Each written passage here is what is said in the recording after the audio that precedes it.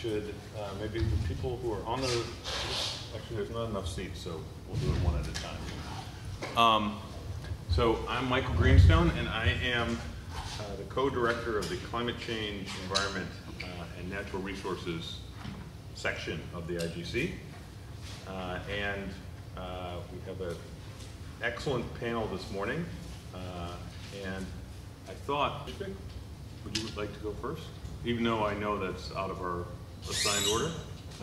Okay, that'd be great. So we have Mushfiq Mubarak, who's assistant professor at Yale, and has an interesting paper on marketing stoves through social networks to combat indoor air pollution. And the plan for the panel is roughly each speaker will go for 20 minutes, and then there will be a discussant who will go for 10 minutes, and then we'll have a group discussion. But I think the real goal here is if we could have an excellent conversation after Mushfiq's enlightening presentation and try and identify opportunities for collaboration. I think that's the big message here.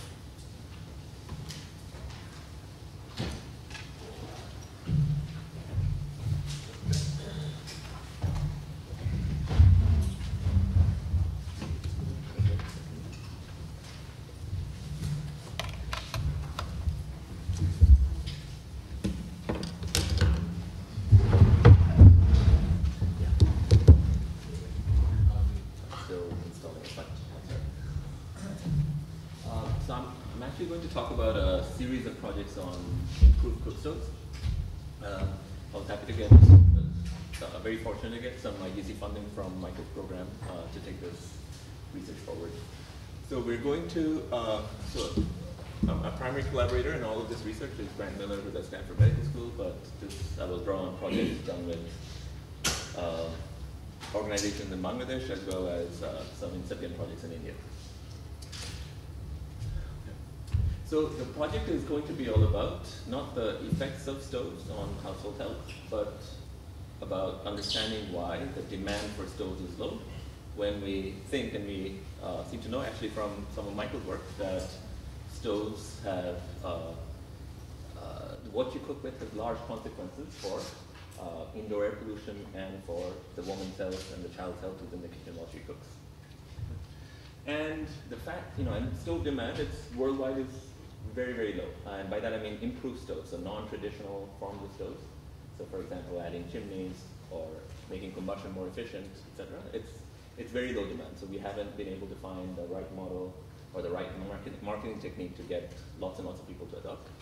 And this is not unique to stoves. There's actually examples from many areas of development spanning health technologies, spanning finance, credit savings products, insurance products, spanning agriculture, new varieties of seeds, fertilizer, etc., where we have low demand for the product or technology that we think is good for people, or is apparently good for people, but somehow the people who they're intended to benefit are not very interested in purchasing them, spending any money on them. And so the puzzle here is, why do so many rural households refuse to adopt improved cook stoves even when we believe the benefits aren't external? There are certainly a set of benefits for certain types of stoves that are external. So for example, stoves that are more combustion efficient or fuel efficient, they will reduce deforestation.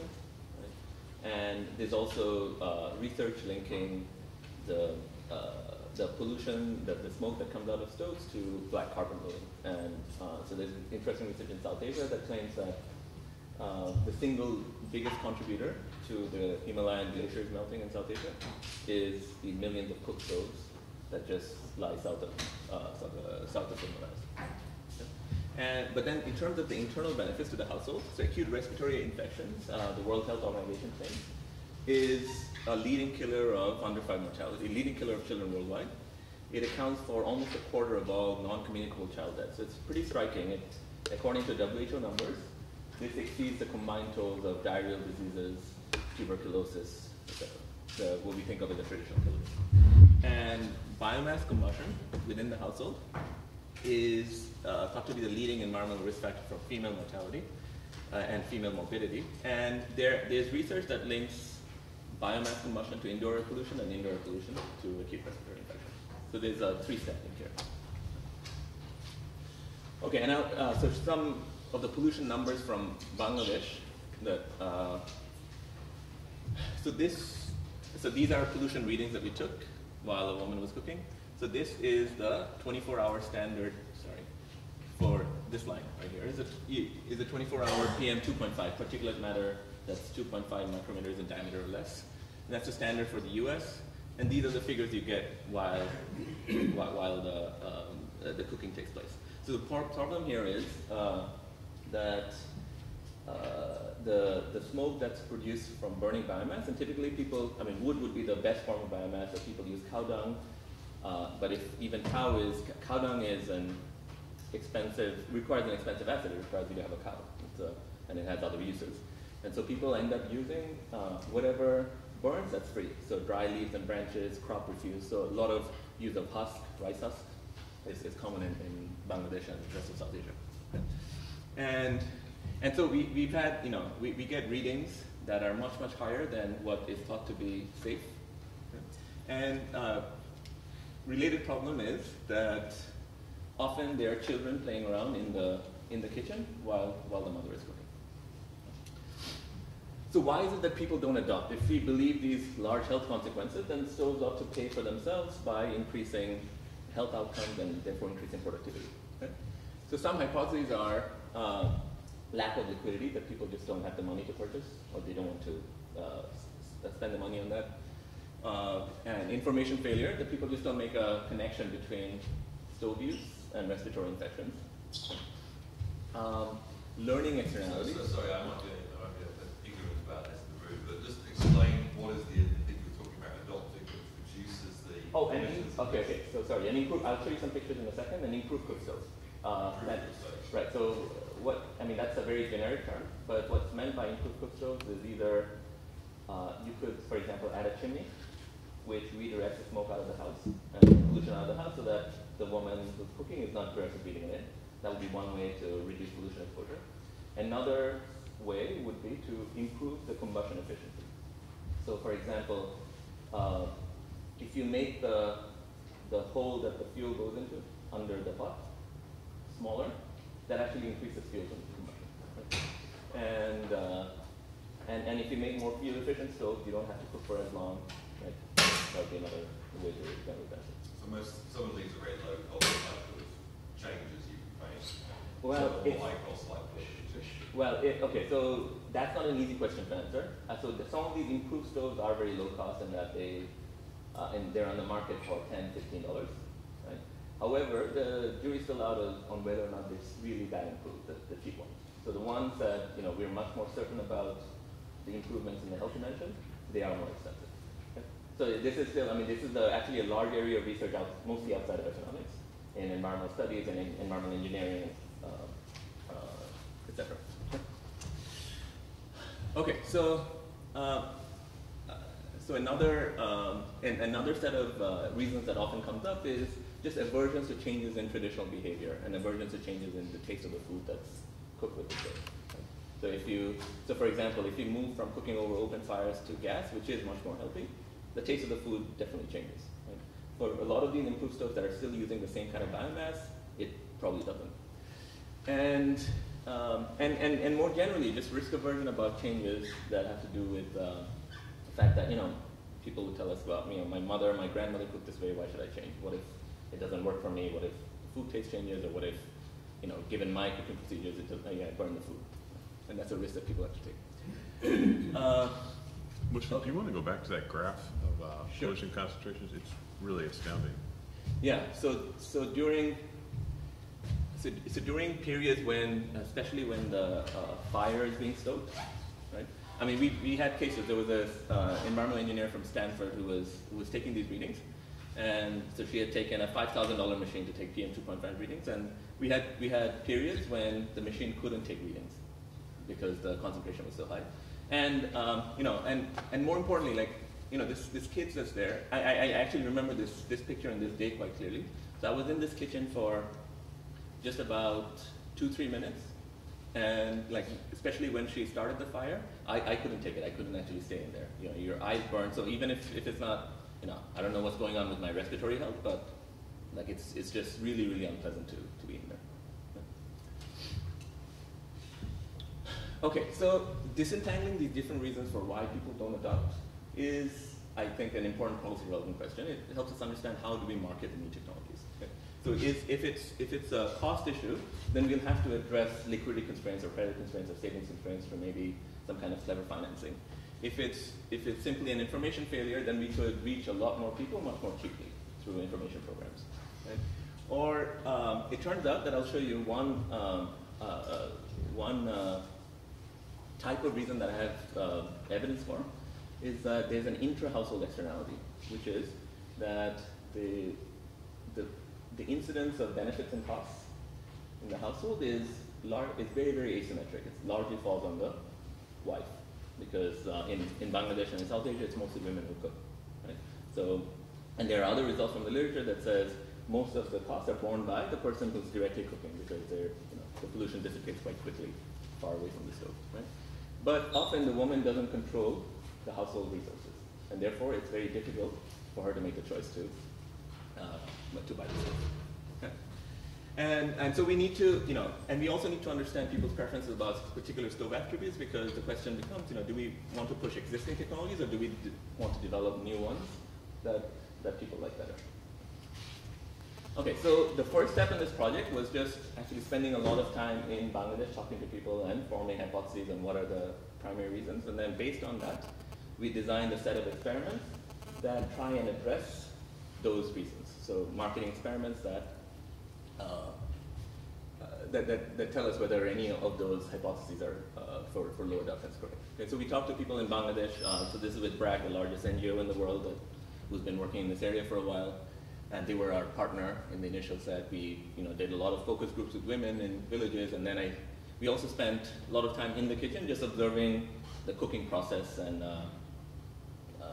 just to see what she likes, what she dislikes. And there's some interesting things you learn from this type of sort of qualitative research. So for example, the woman, something we hadn't thought of, the woman said that she likes to actually get other chores done while the food's on the pot. So a stove that gives her the ability to move around, right, is an attribute that she would really value.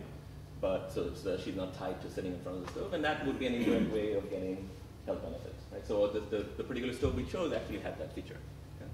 And we also did a lot of work on identifying stoves. We had to choose improved cook stoves like Topic, looking at various models that have been designed in Bangladesh for the last 20-25 years. And various NGOs, like international NGOs like GTZ, Practical Action, etc., have designed new stoves. And then we also took pollution readings. So we took readings where the woman is, putting a meter on the cook and putting it in the kitchen to see how the pollution varies by when the movement's moving around. Okay. And based on that, we chose some improved cook stoves to work with. So this is an example of a traditional stove. It's a very simple design. So what people do is they make it with locally available materials, just clay. So you just shape it into like a triangular shape that the pot sits on. And there's a hole underneath. Oh, here's another picture. And so this is also to show you that people cook outdoors when they can, because as I said, it's really unpleasant. But then the problem is in Bangladesh, because of the monsoons, you can't really cook outdoors like half the year. And so another problem with this is that, as you can see, it's a really basic technology that's free, and it's really tough to compete against this free option.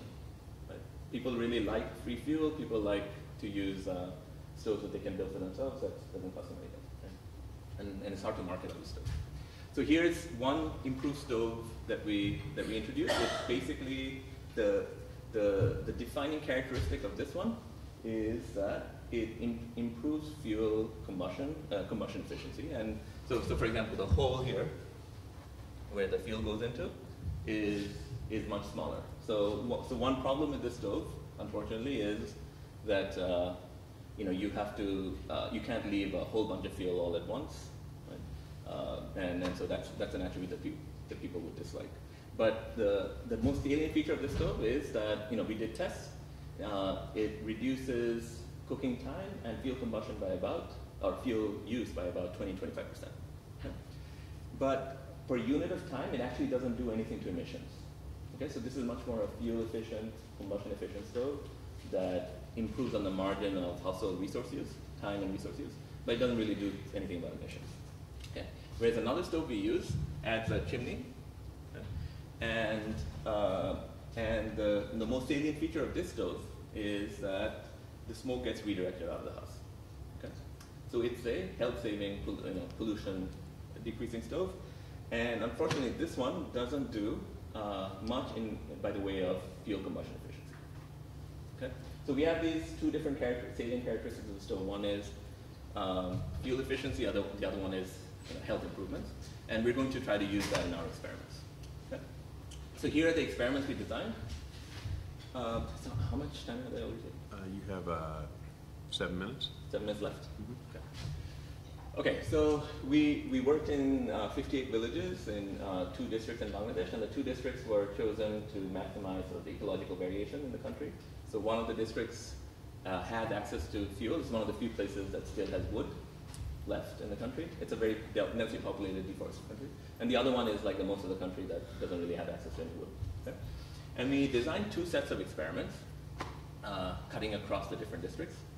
And also, these experiments that I'm about to describe, we also did another stratification, which is by stove type. So in this case, we sometimes marketed chimney stoves and sometimes marketed the portable stove. So let me explain what we did here. It's a 2x2 design where we either marketed the stove at full price, at market price, which was our procurement cost, which actually is a little bit lower than market price. And then we gave a 50% subsidy in another set of villages. Okay? And we weren't telling the households that they were being subsidized. We simply just marketed the stove at half price. Okay? So it just does price variation. And in the other dimension, okay, to get over, so we thought that there might be some sort of social marketing type techniques to use in order to get people's aversions to changes in traditional behavior. And what we did here was we first identified what we call opinion leaders in the village. So one person was rich, one person was educated, one person who would be a political leader. Well, often not holding formal political office, but the person you'd go to mitigate disputes. Okay? And then we marketed in those villages, in group C and D, we marketed the stoves first to the opinion leaders, right? They said yes or no, we recorded the decision, and simply told the rest of the villages what the decision was. Okay? So we have a 2x2 with price variation and opinion leader information or not. Okay? And in the other set of villages, in 16 villages, an 800 household sample. So here's what we did. We wanted to see whether this intra-household disagreement over technology choice was an important reason why households don't adopt. That women benefit from these improved stoves, but the husband doesn't accurately account for the benefits and costs to her. Okay? So we, in the process of marketing this, in some households, we isolated the husband, had him make the choice.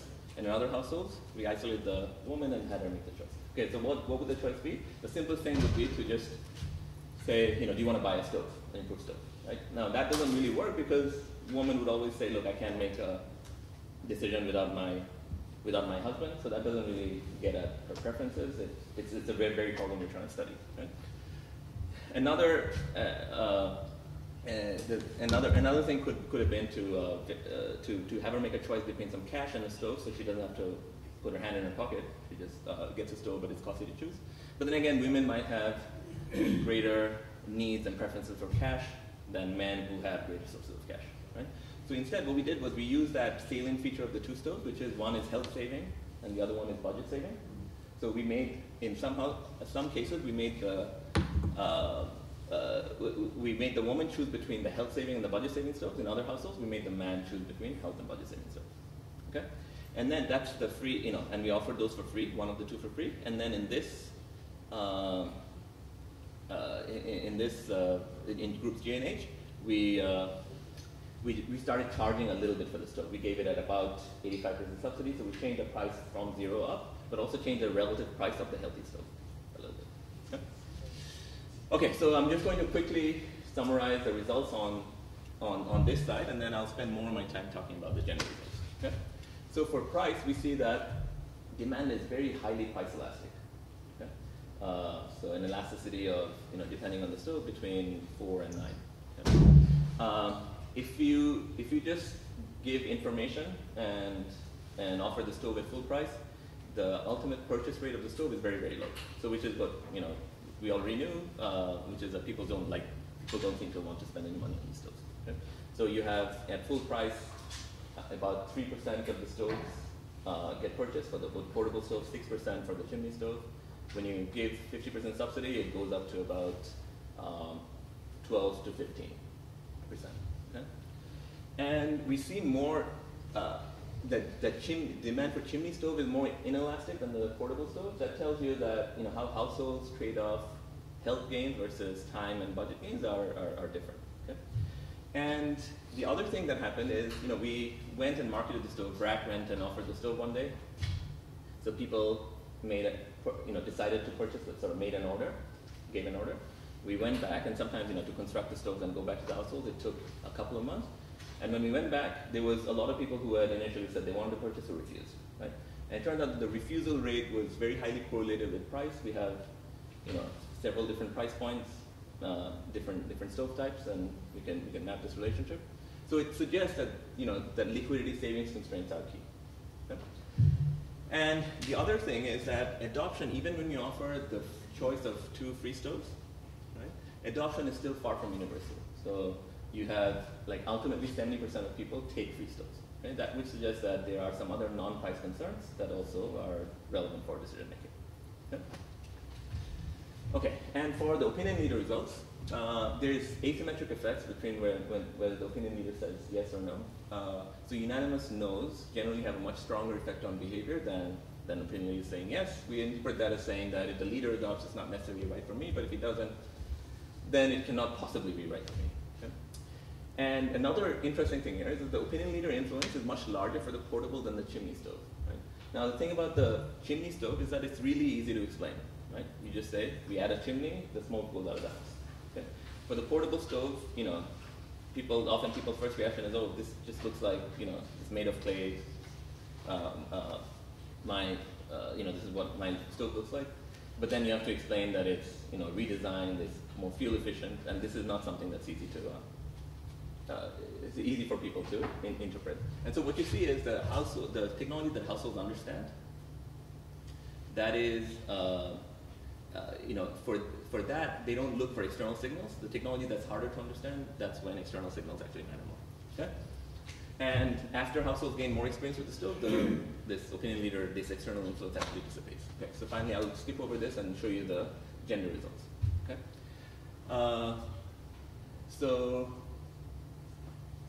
It might be easier to talk about it at this table. Okay. So what you get is, if you offer the stove for free, women are more likely to choose a stove rather than men, to take any stove, right? And they're also more likely to choose the healthy stove rather than the fuel efficient stove when you're offering it for free. So women seem to have a stronger preference. You're offering it for free, so we are actually getting at people's preferences. Women have, both on the extensive and intensive margin, have a stronger preference for the healthy stove, right? But when you start charging any money, even 50 taka for the portable stove, which is less than $1, right? Women drop out at a much higher rate than men. Okay? And this next table to show that it's statistically significant that you have women choosing less, and the combined effect is quite large, right? But when you start charging for stoves, these differences disappear. And let me just conclude. Okay? So what does this say? We can't really market to either men or to women. If you market to men, they don't want it. If you market to women, they can't make a decision. So what do we do here? So for the next project, what I thought was that the solution would be here would be to bundle, to do some bundling, which is bundle an attribute that men care about with the stove that benefits women. Okay? So initially I thought, what would you want to bundle for men? Maybe cigarettes, and that would also have the nice experimental feature of keeping the smoke level constant in the house. Okay. So I actually made this joke, and my field coordinator got very nervous. She thought I was being serious. So we found this stove, a new design by this company in New York called BioLite, where in the process of generating heat, they generate tiny amounts of extra electricity, and they put in a USB charger on the side of the stove, so which is useful for cell phone charging. So we think that this might be, especially in areas where electrification rates are low, this might be useful. So now we're we're going and marketing this stove to men versus women and doing some other experiments as well. Right? We need some financing solutions for liquidity or credit constraints or risk aversion about an unknown new product. Right? And finally, these clever marketing persuading techniques seem to have very limited effects, especially when households can evaluate the technology for themselves. And I'll end there. Thank you very much, Mr.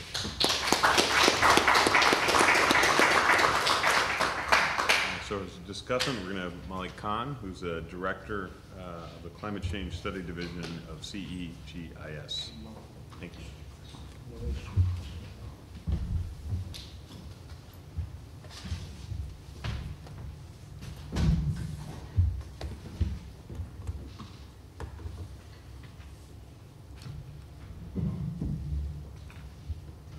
Thank you.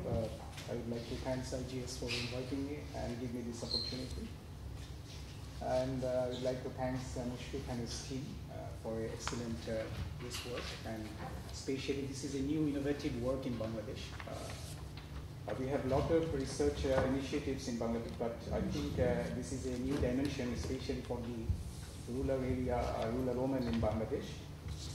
And he mentioned, the improved the cooking stoves.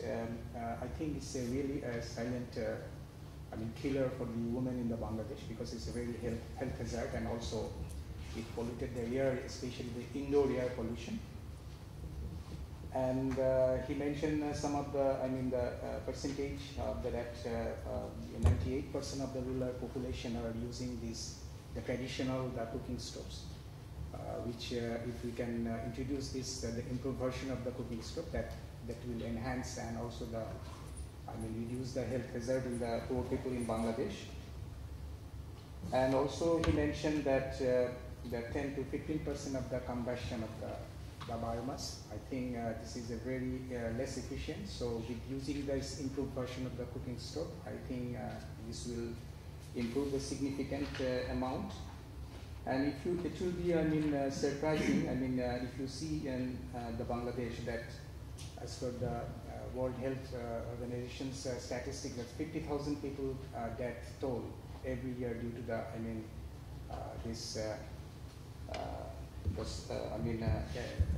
due to the impact of this fire and also this kind of incidents. And I have few suggestions to the team, as it is a very excellent work. And please, you can also compare with we have in the last decade, the two-stroke engine baby taxi. It's a small kind of taxi. And that is also, a non-combustion engine, and that also create the air pollution, but not it's the indoor, it's in the outdoor. That you can compare that how it really, contribute in the GHG, the greenhouse gases in Bangladesh, especially as the climate change is very important for the country like Bangladesh. And also, that how if you use the improved version of the stove, that what will be the biomass, the reductions, the total biomass reduction. If you compare the 100 million people are in the rural area, and if you consider the 25 million are the household, that means it's a huge amount of, the traditional type of, the stoves are using in the rural women. So if you compare if you can improve the efficiency, that what quantity of the biomass that we can reduce, if possible, you can also introduce this thing. And regarding the price of the stoves that you mentioned, two type of price, whether it is the production price or it is the marketing price. And before you go for the marketing of this kind of stoves, I think it is important to not to marketing the stoves, better to transfer the technology to the poor people. Because if you transfer the technology, then they can adapt in their own ways. It's not that we can produce something new kind of stoves and we just introduce to the poor people. And also you have mentioned the social network or the social marketing. I think we have a lot of NGOs. The BRAC is also working with you and many other NGOs. This BRAC and other national NGOs that you can use for this social networking and the marketing. And also you can indicate the carbon footprint if possible. That due to the use of the traditional the cooking stove and how we can improve. And also the efficiency, I mean that you mentioned the 10 to 15% efficiency of the traditional cooking stove, but what will be the efficiency if you use these kind of things? And finally, I just mentioned one thing, that these kind of stoves introduced in early 80s by the BCSRI in Bangladesh, but it was not popularized in the rural area. So if you have some kind of indication why, is it due to the technical or due to the social or due to the economical, so better to mention this kind of few things, and thank you. Thank you. Okay, I think what would be great is if we could begin a conversation, and anyone who had comments, maybe Mushfiq, you'd want to come back on stage and be able to respond? Oh, yeah. Sure.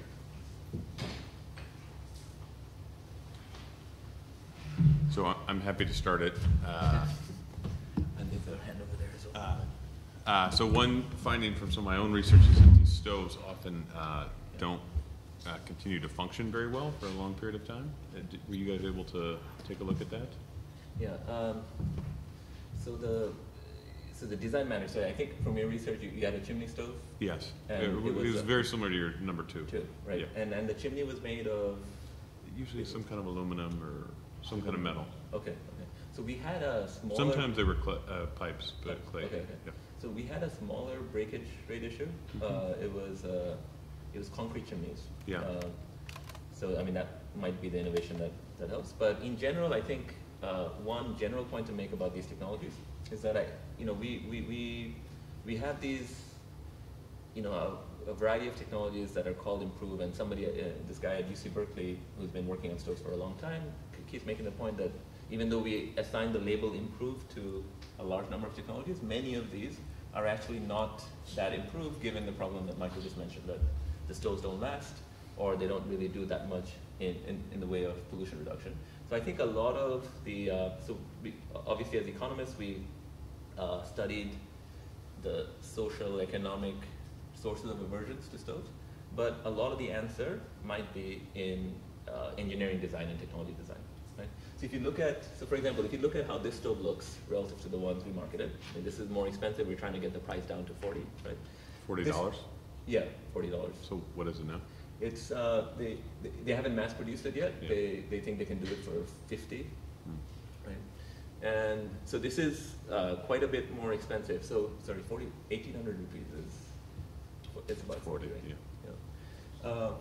So it turns out that another set of reasons on the marketing side is that people need to have, these stoves need to have some aspirational benefits, that people need to, want to have these stoves, right? And this actually goes against Mr.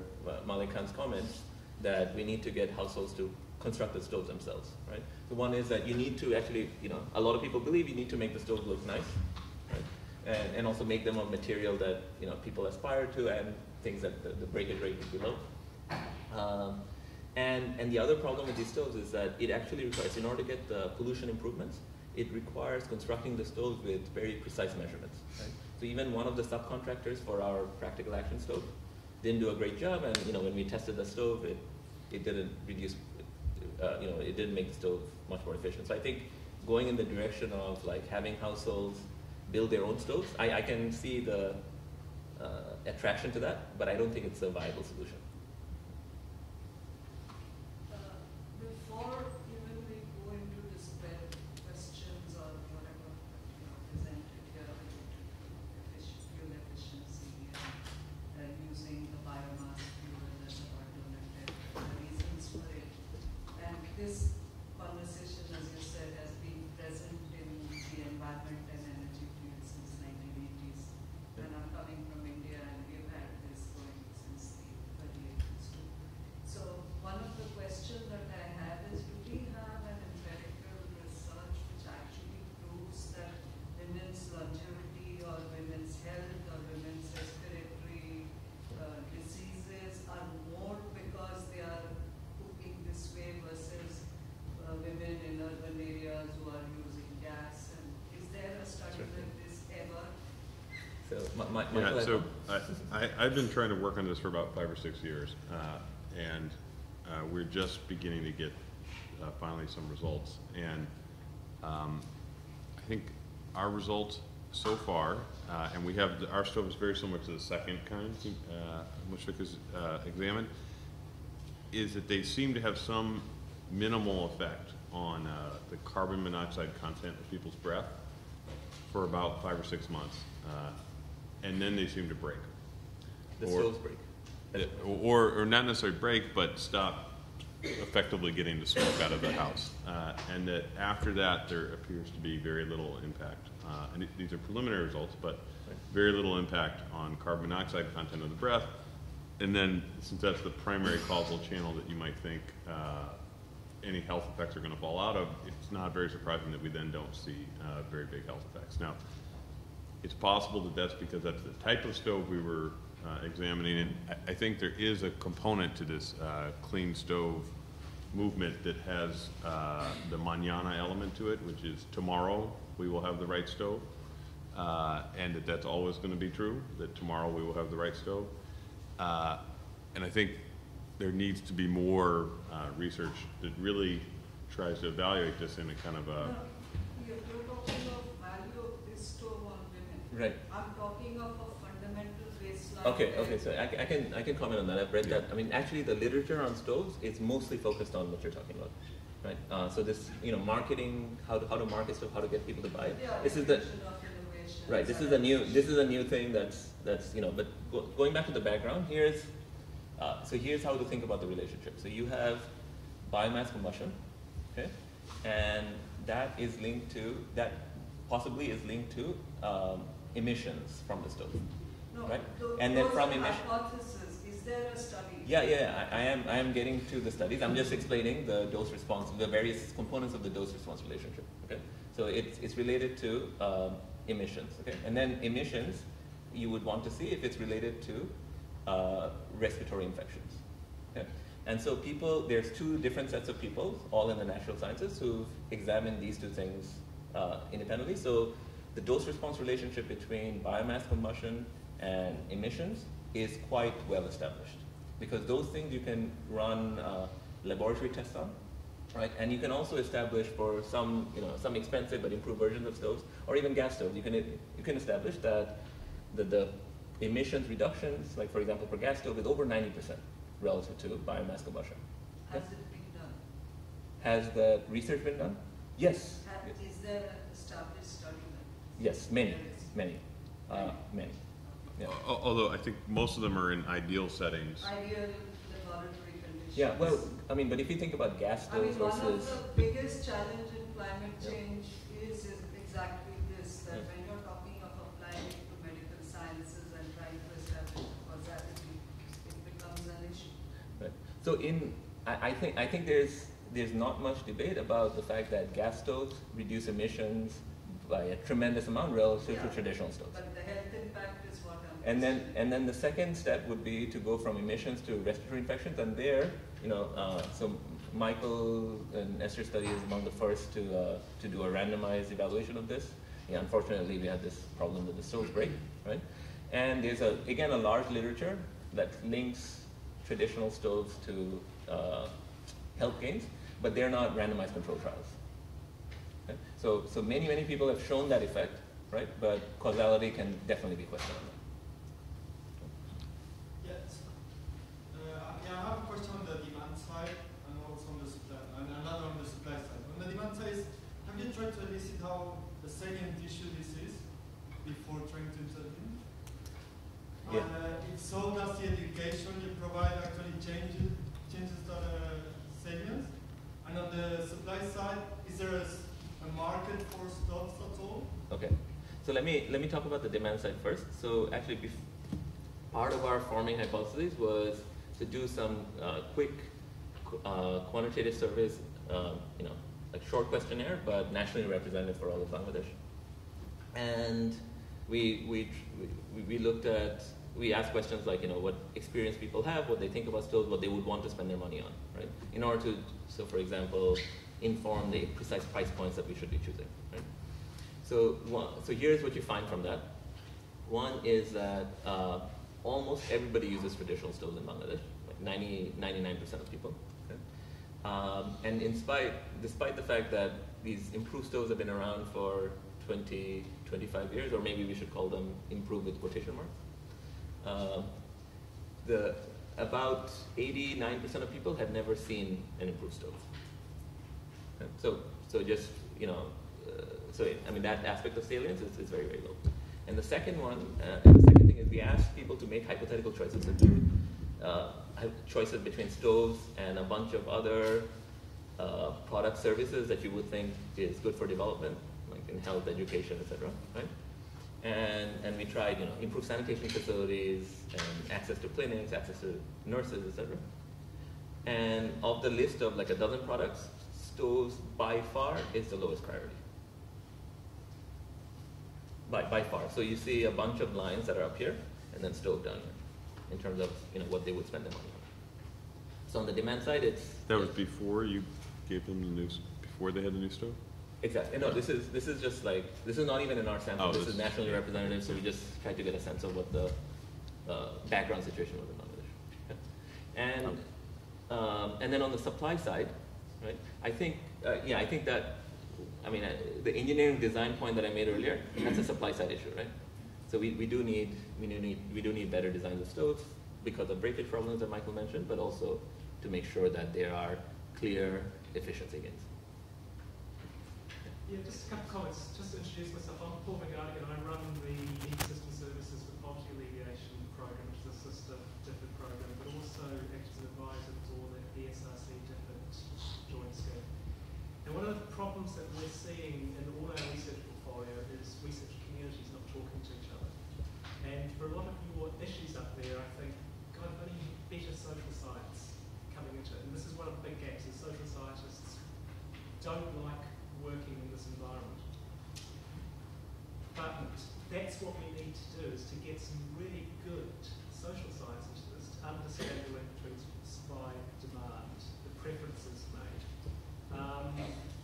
and to get links between the different programs, the different funds. So a way of answering this would certainly be to encourage interchange between communities.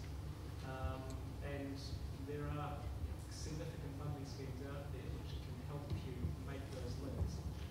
Okay. Well, thank you for this suggestion. That's great news. So it is. So in this case, actually, so the research team whose work I was presenting here involved an economist at a medical school, and a civil and environmental engineer, right, who is working on the pollution measurements, right, and another professor who's at the School of Forestry and Environmental Studies, right, and the research was also, the first project was with BRAC, this large NGO that actually has significant marketing capabilities. They market lots of other development products in Bangladesh, like vaccines, right?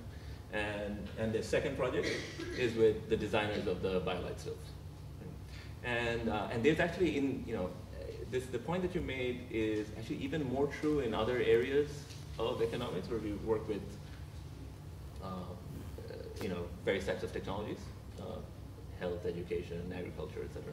But here, there's been a lot of, because of the funding availability, because people view this to be a big problem, and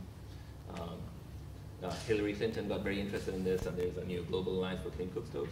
There's actually lots of forums for people to come together now, because there's funding available, and so that draws in people from different. So I sit on one of the, it's called a marketing executive committee, it's a social marketing executive committee for the Global Alliance, but some of what you say is correct, and like Shell Foundation in the UK has been doing a lot of work on marketing, and so through this conversation I was introduced to a guy named Simon Bishop. They've been designing things, and he said that, look, we design all of our marketing materials, but back when we were doing this, none of this research was available, or I couldn't find it. So I think it's improving, but it's definitely, a general point that applies to all areas of research that a lot of development economists are interested in. John? So I was very struck, so the work I did is often more on looking at firms' adoptions of new technologies, and particularly management technologies, and the process you're describing of something which seems, well, there's no dispute on this, objectively better, often not being adopted, is exactly the same as we find in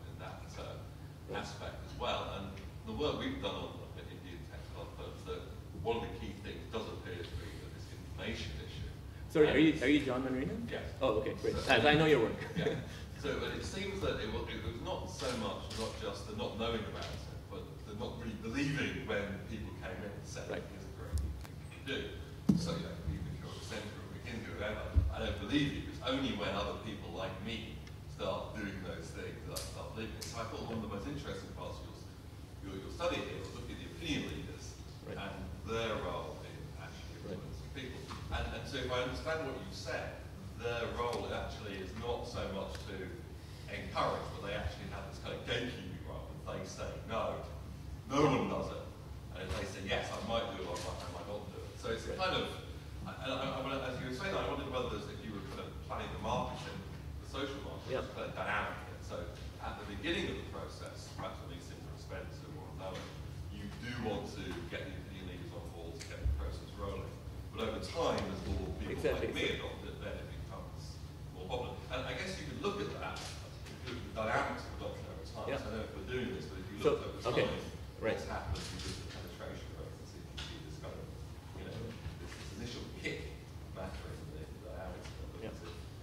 Stuff. No, I agree. These are great suggestions, and I agree with everything you're saying. So let me draw on just two studies of this type. One is the stove. So let me explain what happens with opinion leaders. So first, so we have this period where stove orders are made, and then another decision, which is people actually pay the money and purchase a stove, right? And when the stove orders are made, the first day we go and talk to the household, right? There's not that much information about the stove available, right? But by the time that you make the purchase decision, now you've seen other people use the stove, or some, you know, it's been installed in some other houses, you've had more experience with it. And so one thing you see is that the opinion leader influence dissipates as you move from that first decision to the second, as more information is revealed. Right? And the second thing I'll say is, it appears, so especially for the stove that's easy to understand, you know, you add a chimney, emissions go out of the house, right? So their opinion leaders don't matter all that much, right? You know, if you want to buy the stove, you buy it. If you don't, you don't. Okay, so I think ultimately the stove has to make sense for people. And the other study I'll draw on, which I think also speaks to, you know, the importance of own experience, is something I presented last year at this conference at IGC. So this is even more puzzling. Okay, so I do an experiment with seasonal migration in Bangladesh. So there's a famine-prone area, and I'm just encouraging people to migrate away seasonally for those 2 months when the employment conditions are really bad. So the returns are enormous. So people spend $8 going, and they earn $110 on average. If you're induced to migrate, your family eats, during the famine, 600 calories per person per day more. Right? And the big puzzle there is, why weren't people doing it to begin with? Why did they have to come in with the $8 in? Right? And it turns out, I mean, this is also something that, you know, informed this project now, is you know, what you see is that people need to actually experience it for themselves. So if I induce them to go, they're very likely to go back. So second year, the striking result about that project is that in the second year, I just track people, I don't run the program again. And in the treatment areas, people continue to go back at higher rates, right? And if they were successful the first year. Whereas your friends, you know, the effect is there for a little bit. If you went and tried it out, your friends are more likely to try those destinations. But it's totally dwarfed by the effect of own experience. And I think that has to do with the fact that people, you know, maybe grow some asset that's person specific, like you make a connection to an employer at the destination, right? So I think often, you know, what I found in my research is that, you know, own experience trumps others. And the second thing I'll say about what that says about this type of stove is sometimes, you know, we're asking, you know, there's the stove people, there's the health people, the education people, all going to these households and saying you should be spending money on vaccines, you should be spending money on your children's education, right? And, you know, there's important opportunity costs to investing in a stove, like investing even $10. So in that case, so if you might be risk averse, does this thing really work for me? Will this make sense, or will this be $10 wasted, right? So in that case, marketing techniques like, you know, offering some kind of insurance, which is risk-free trial periods, right, might be the way to go. So that's part of what we're doing next. Yes, I wanted to explain to me the move from the traditional stove. I didn't quite get you as to the usage of it. Okay. Is it using gas? And then what is the converter that then produces electricity? Oh, I see. So there's this is not my computer. So there is so basically so I'm not an engineer, so I'll do a terrible job of explaining this. But the basic idea here is that you're burning a lot of biomass, which produces like over 1,000 watts of energy, right? And you just need like 1, 2, or 3 watts in order to charge like cell phones or LED lamps, etc. Right? So they've just managed, they have a fan, right? That spins on, when the energy is created from the heat, and that fan then produces these tiny charges, which are used for. It sounds as though the benefits are very tenuous, and might it not be better to try and get to a point where the stove sells itself?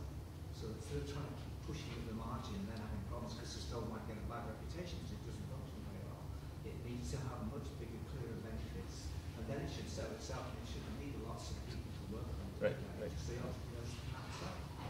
Right. Well, there's a chicken and egg problem here, right?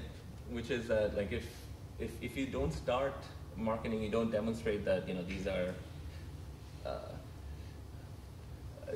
it's hard to get people to invest in the the marketing channels that are needed and also the design that's needed without some demonstration of a market effect. And one of the important things that we learned from this type of research is exactly what are the price points that will be supported by the market, right? Because that has to be an input into the engineering design process, right? So I'll tell you the story my mom tells me. So I come from Bangladesh, and one generation ago we were rural.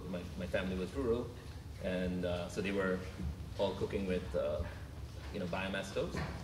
And then when I did this project and had conversation with my mom, she said that it was hard for me to get to switch from biomass to gas stoves when she moved to the urban area, because the food taste was actually fundamentally different, right?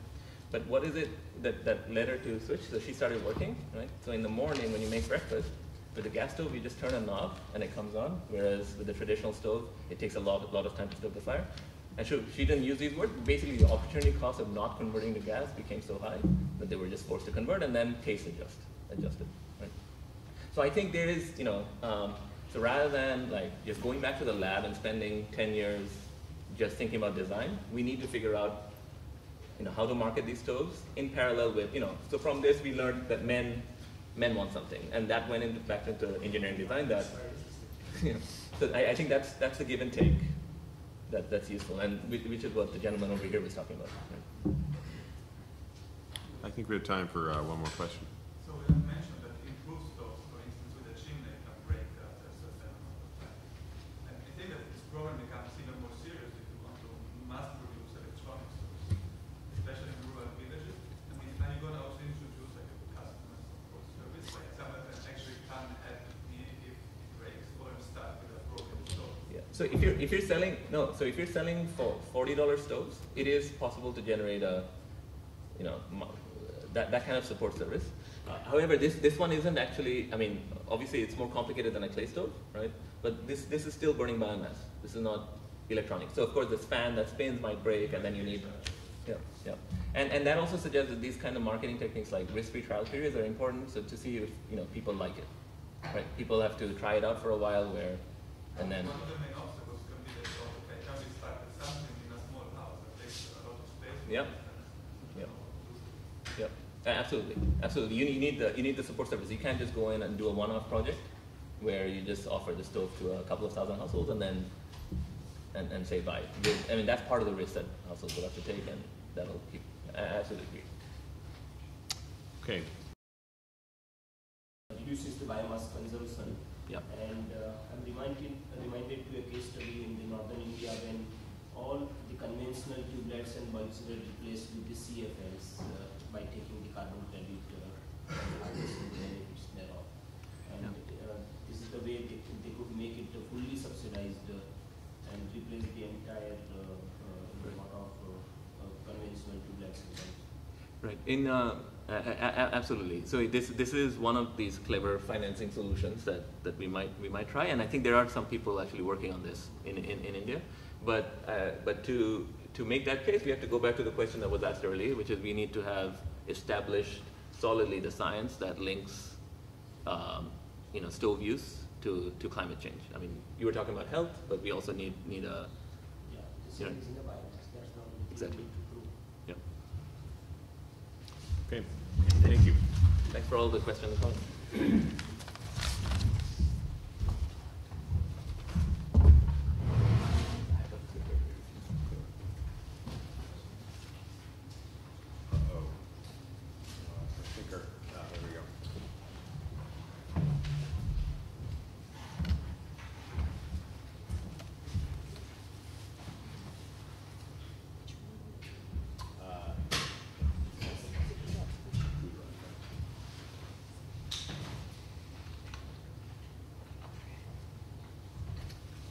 Okay, so next up is a project that I'm working on with Esther Duflo, with Mini Pandey and Nicholas Ryan, that has received key funding from the IGC and would not exist without the IGC at various stages.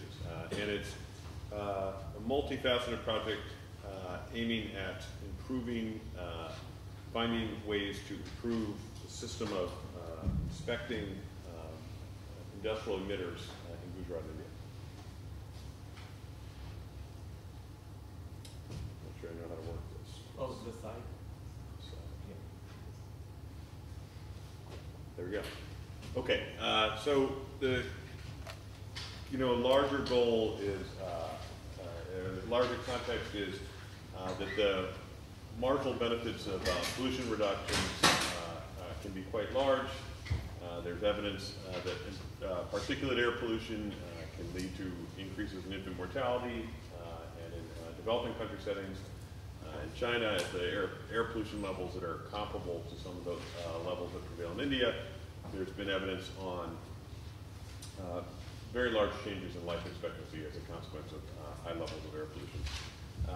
There's also some evidence, it's not from air pollution, but that the damages may be increasing, the marginal damages may be increasing in the level of pollution, and so that puts an even finer point on the importance of reducing pollution concentrations. So that's on the one side, and then on the other side, of course, there's the key question of, well, what are the marginal costs of abating pollution? And I think there's this, very important question of, do those costs outweigh the marginal benefits? I don't think I can work this, so we'll do this. Okay. There's a growing literature on the effectiveness of regulation, especially environmental regulations. Rima Hanna and Paulina Oliva have done some work on the effectiveness of inspections, systems to inspect polluting plants in the United States. I've done some work with Rima Hanna on showing that some of India's air pollution regulations have been successful at reducing air pollution, and in contrast, the evidence on water pollution has not is not as strong. It's not been very effective. And then Ben Olkin has done some very important work highlighting that with the proper incentives, it can be, one can set up regulatory systems or provision of government services that work well in developing country settings. And then there's, of course, a relation to the growth literature, which is that excessive regulation can hurt growth. And the question here is there more of the same with environmental regulation? The particular study or context that we set out to do has two features. In Gujarat, there's two main ways that industrial plants or industrial firms are inspected. One is through government inspectors who come and take readings and then compare those readings to the norms. And then the second is in 1996, a really innovative program was ordered by the Gujarat High Court, which was to have private third-party audit markets. So every year, firms above a particular level of pollution are required to contract with a third-party auditor, some kind of environmental engineer who has to come 3 times a year to the plant, take readings, and then report them to the pollution authorities, the pollution control board. And so, and that's going to be, so we don't have results on the increasing the frequency of inspections, and we don't have results on whether or not the audits affect pollution emissions of the plants yet. But what I'm going to talk about today is whether or not one can modify the incentive structure for the third-party auditors to get them to provide accurate information to the Pollution Control Board, which then the Pollution Control Board can act on. And so this is a highly specific setting, of course, which is pollution auditing in Gujarat. But part of the reason we think this is interesting is that third-party audit markets are a feature of many regulatory systems. You know, effectively in developed countries, shareholders hire third-party auditors all the time to audit the books of firms, and in almost all of these settings, there's this inherent conflict that the person or the firm who's paying for the audit is the one who is the same one who needs to be audited. And there's always been a sense that you are literally paying for the audit. And that as a consequence, the audit may not have the interests of the outside group at heart. And so here, what we're going to see is if we can alter the way in which the auditors get paid, do they provide more reliable information? Okay, so Gujarat is one of India's most industrialized states, has 5% of the population, about 9% of the registered manufacturing employment, and almost a fifth of industrial output. It has a few places in it that are rated among the most polluted in India by the Central Pollution Control Board. And so that's kind of set up for Gujarat. And then here is our setup for how we're going to run this randomized experiment. So we have 800 firms, and today we're really going to be focusing on the audit eligible ones. And it's a cross-cutting experiment, so 100 firms or industries are going to be placed in each of these boxes. One is where they get increased inspections from the government inspectors.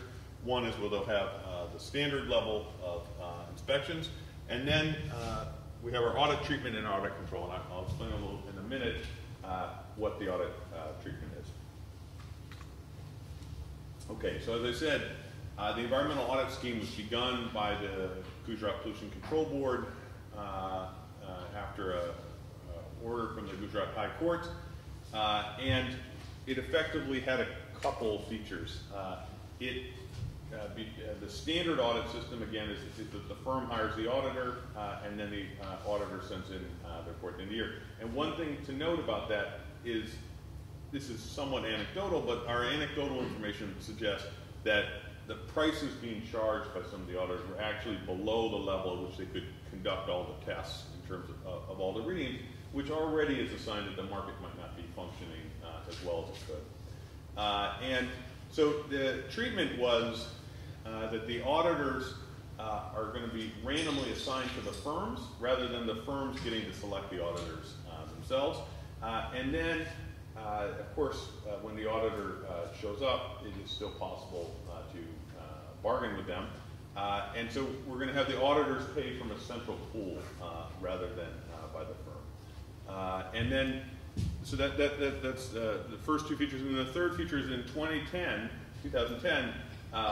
in addition, we had a big bonus system in place, which is after the auditor goes, we went with our own little set of engineering sampling equipment, took readings, the exact same readings the auditors took, and then at the end of the year, we compare our readings to the auditor's readings, and if they're highly correlated, then we give the auditors a big financial boost at the end.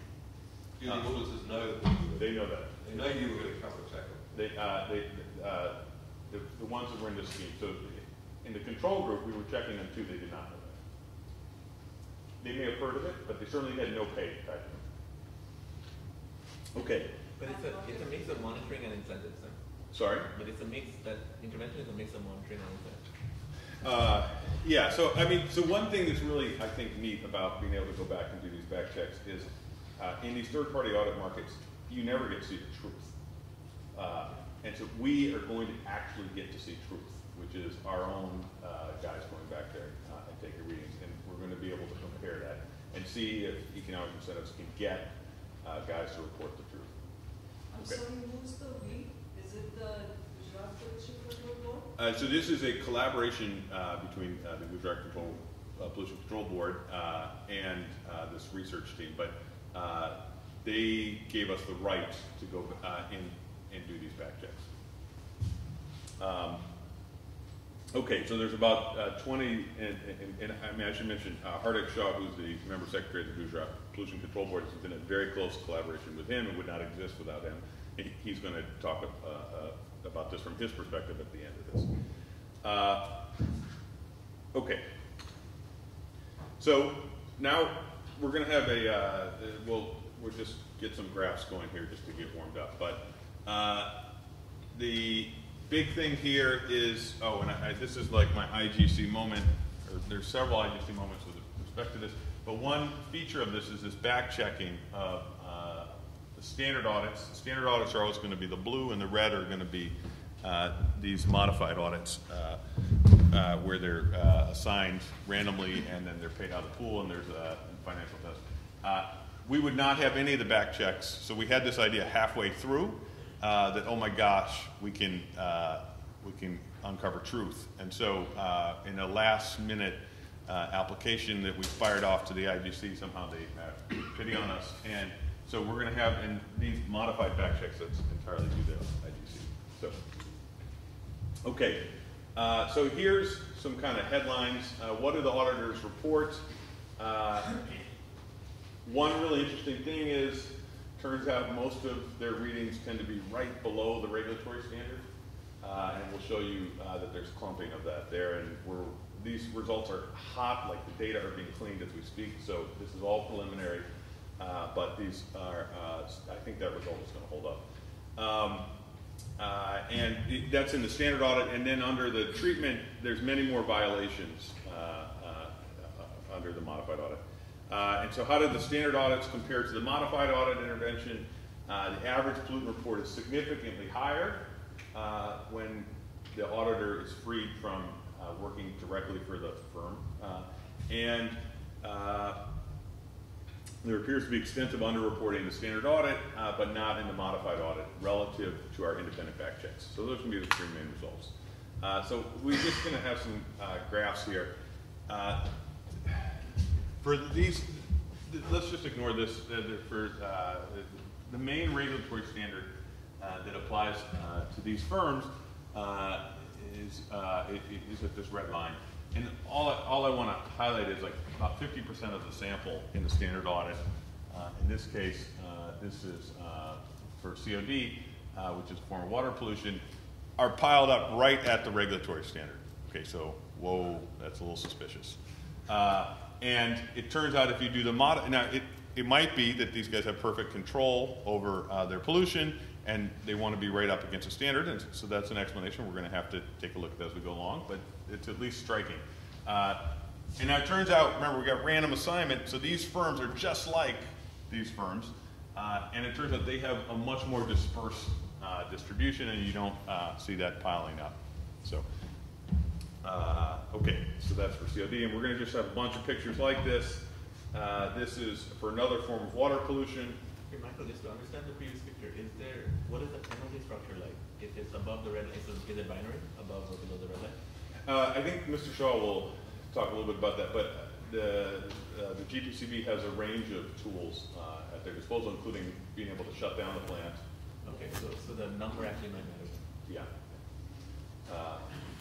And I think, I think it's understood that sometimes accidents happen and you accidentally go over the bar. So I don't think Mr. Shaw's in the business of shutting down people for very occasional violations. But you have the same individual performing audits. audit that is predicted and that is So that's one great thing. cross-subsidizing We had the results. same auditors in both. So we have the same auditors operate under both the two incentive systems. So we're even going to have models that we can identify this with auditor fixed effects.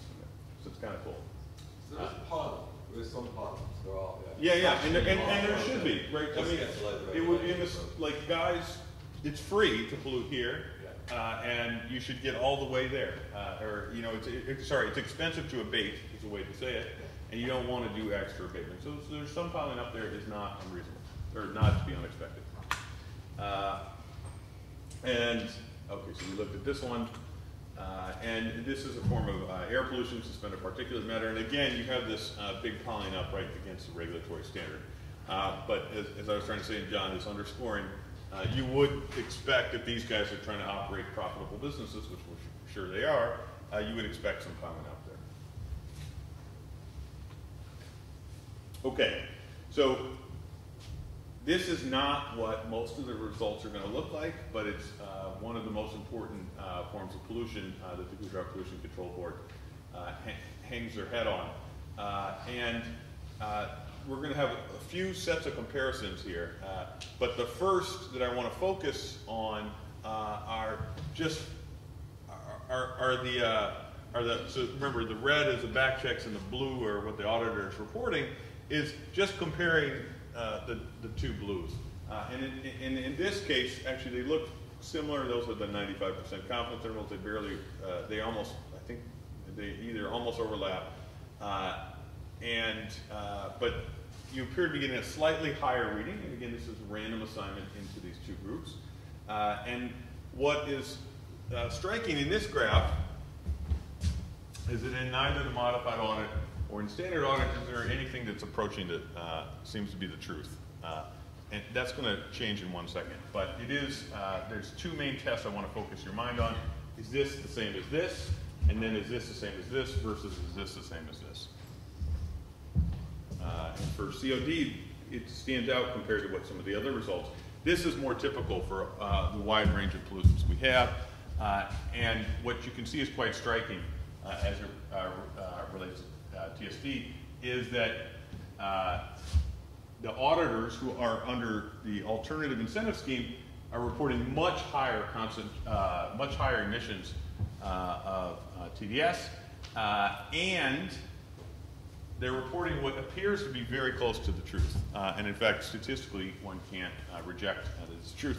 But that is not true in the standard audit. In the standard audit, the back checkers are finding much higher concentrations than the auditors themselves. And you can see that the auditors actually are getting, again, this is just a different way to display that, piling up near the standard. Who's getting the bonus versus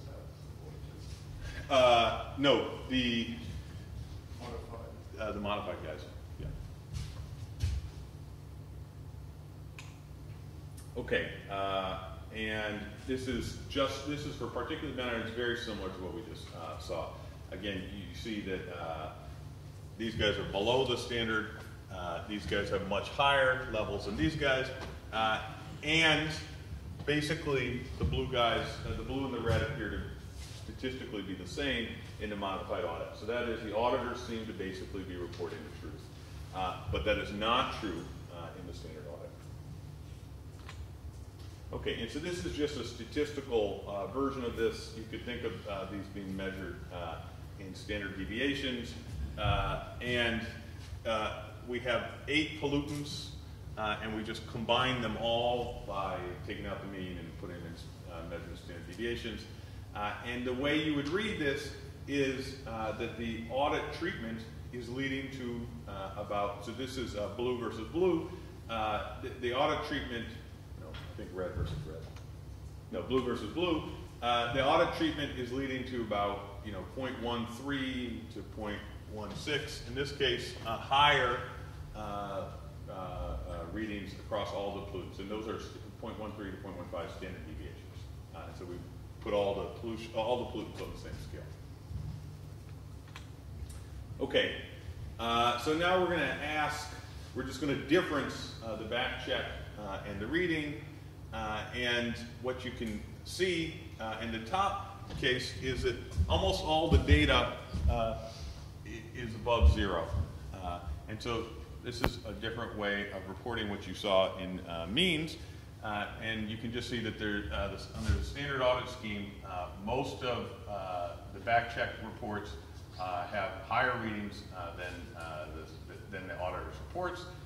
Here, it's a little more, the distribution is a little more evenly distributed on both sides of 0, although you can also see that there's some higher. And so this was for COD, and that was the pollutant that was a little bit more of an outlier. And here, this is for TDS. You can see this looks almost normal and distributed around 0. And in the case of the standard audit, there's more piling up to the right or in the positive area. And it's kind of the same thing for a particular matter. So I can see I'm running out of time. So let me just summarize this statistically. This is going to be the back check minus the audit. So that's the truth minus what the auditor reported. And we haven't yet figured out how to set up our constants correctly for having technical difficulty with that. But what you should think about is if you add these two numbers, that will tell you if in our modified audit the guy's reporting the truth. And so you can see if you add them to these two numbers, effectively you cannot, doing visual standard errors here, you can't reject that in the modified audit those guys are reporting the truth, and this is across the 8 pollutants.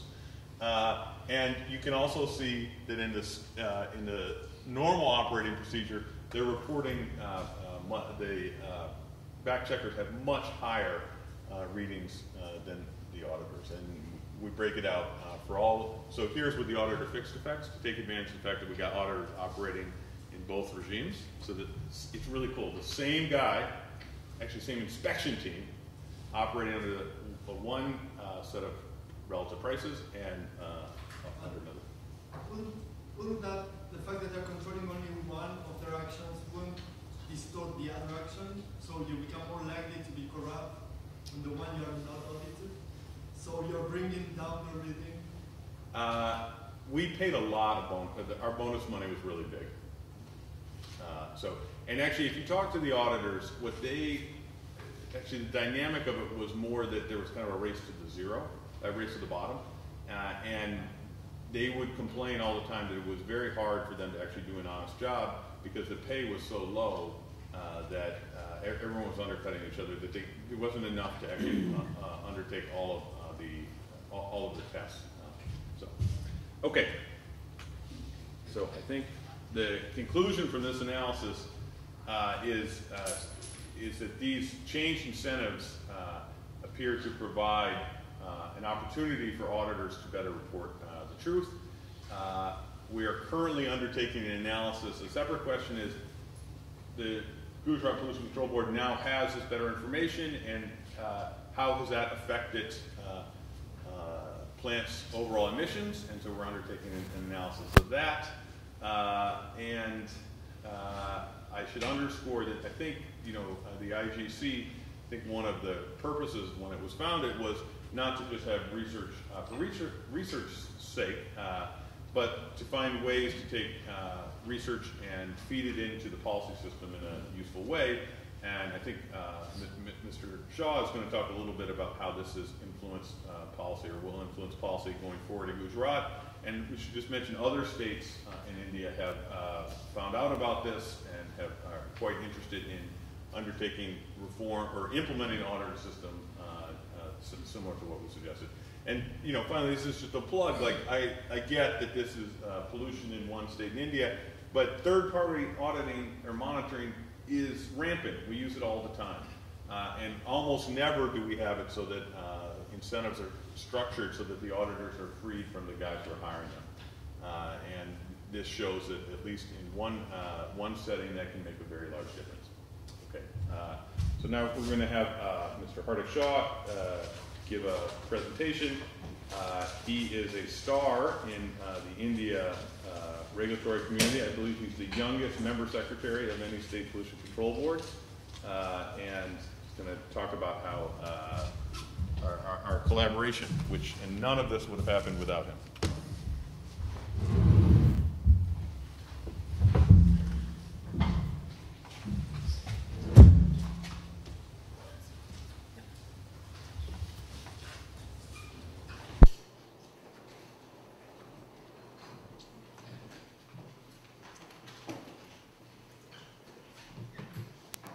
Well, good morning, everyone. Thank you, Professor Michael.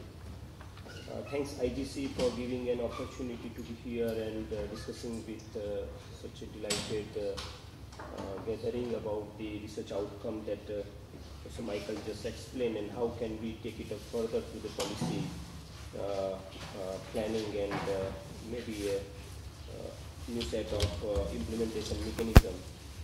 Well, why this study was important to Gujarat, and why pollution control is very crucial for the state of Gujarat. Well, just to give you a brief idea about Gujarat's economic snapshot, it is only 5% of the country's population and only 6% of the geographical area that Gujarat has in India. Against that, Gujarat amounts to 22% of the total export of India. And just to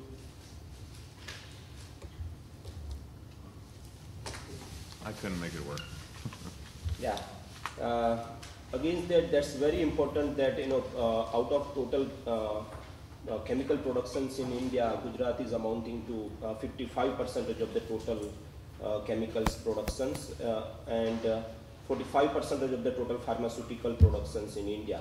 This is the area which is very important as far as pollution is concerned, because a lot of pollution is generated out of these two segments where as per the Indian policy and Government of India's strategy, we do encourage a lot of small and medium sector industries, and there are various products which are reserved only for small and medium sectors. And because of a lot of issues, they do not have adequate pollution control measures, and which lead to a lot of issues on environmental and pose a lot of challenges. Well, GPCB, just to brief, there are three types of monitoring that is in place right now. One is the regulatory inspections through the staff of Pollution Control Board, and they do visit various industries frequently. Another one which Professor Michael just mentioned about the court-mandated third-party environmental audit program, which is very ambitious in state of Gujarat. And third one is the third-party environmental monitoring involving the technical institutes, which are totally independent of first two. And using the polluter pays principle, various industrial estates are asked to part with the cost of this particular monitoring. And right now I'll be focusing mainly on the research that was done jointly with Professor Michael and his team, and the outcome that we had. In fact, the interventions that were brought in was auditors were paid from the central pool instead of the industries paying to the auditors. The auditors were randomly assigned the firms instead of the firms selecting the auditors. So that was the second intervention. And the auditors were back-checked. So these were the three basic innovations that we introduced. And the basic questions that we had was, would changing auditors' incentives make reporting more accurate? And the results we already saw. Do reliable audits induce planned compliance? Because what we cannot, we as a GPCB, the regulatory body, cannot come out with various lacunas in day-to-day operations of various industrial firms. That is what is expected out of the detailed audit which these private auditors do carry out as part of this court-mandated scheme. Under the study, the outcome was very encouraging, as Professor Michael just mentioned. And under the status quo, the auditors often reported the reading exactly below the norms which are prescribed, just to avoid the firms facing the penalty, which are normally either the notice, the regulatory notice, or the closure order. So that was one fact which has come out. And under the modified program, the auditors reported significantly higher pollution readings in many of the plants. The auditors who used to report readings just below the PCB norms, now they are reporting the real values, because they are totally independent of the firm's linkages, because they are paid from the central pool, and they are not answerable to the firm who used to rather retain them. Now that they are retained by the Pollution Control Board, and they are randomly assigned to firms. Now, how to take it up to the policy planning, because the results, unless such researches are linked to the policy, it's basically of no use. So this particular scheme was court mandated, and although there are little flexibility in the judgment that was issued in 1996, which is allowing GPCB to modify to some extent, but to have the entire research outcomes implemented to these new policy interventions, we may perhaps need to go to Gujarat High Court again, and we are exploring this possibility, which the results we have got very recently, and now that the GPCB may probably select the auditors and randomly assign them the firms, and under the new scheme probably the auditors would be paid from the central pool, which would again be the fees probably would be collected from the industries. There is another thing which has come to the knowledge under this particular research is when the industries were selecting the auditors, the auditors used to charge less just to face the competition and stand in the market. But under the modified scheme, we did work out the exact cost that would probably incur to come out with the right results, to carry out all sorts of air and water analysis, and the auditors were paid accordingly.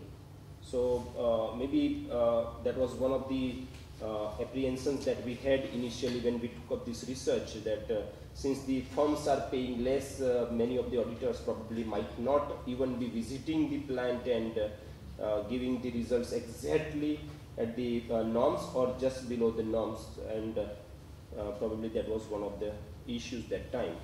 Now that we do have at GPCB very robust e-governance program, and a lot of data is already there in our system, and the entire set of data that we have created over the last more than 3 years now, that allows us to really understand the trend of various pollutants being emitted by different industries, and we really used that particular trend while we compared the research outcomes, and we found that the research outcome is much similar to what we have generated over a period of time, and that's very relevant to take it up into the next phase of policy planning. Just to highlight our strong association with the research team, we are taking up 2 more research projects in Gujarat. One is the continuous emission monitoring, which would give us more detailed information on the total load of the air pollutants being emitted by various industries. And we are also in the process of taking up the second project, which is on the emissions trading, which would probably introduce market-based instruments in the pollution control field, which is a very innovative concept for a country like India, where we don't have any such regulations in place, and being tested for the first time, although it's being in place in many countries, including US, Brazil, and so on.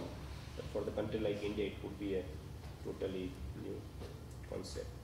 Maybe at the last, since I'm not from the economics background, I'm the hardcore environmental professional, and all I can say is all in this manifested world, consisting of moving and non-moving, are covered by the God. Use its resources with utmost restraint. Do not covet the wealth of others, and that's what exactly is written in the Upanishads, the religious granth written centuries ago in India. Thank you. Thanks a lot.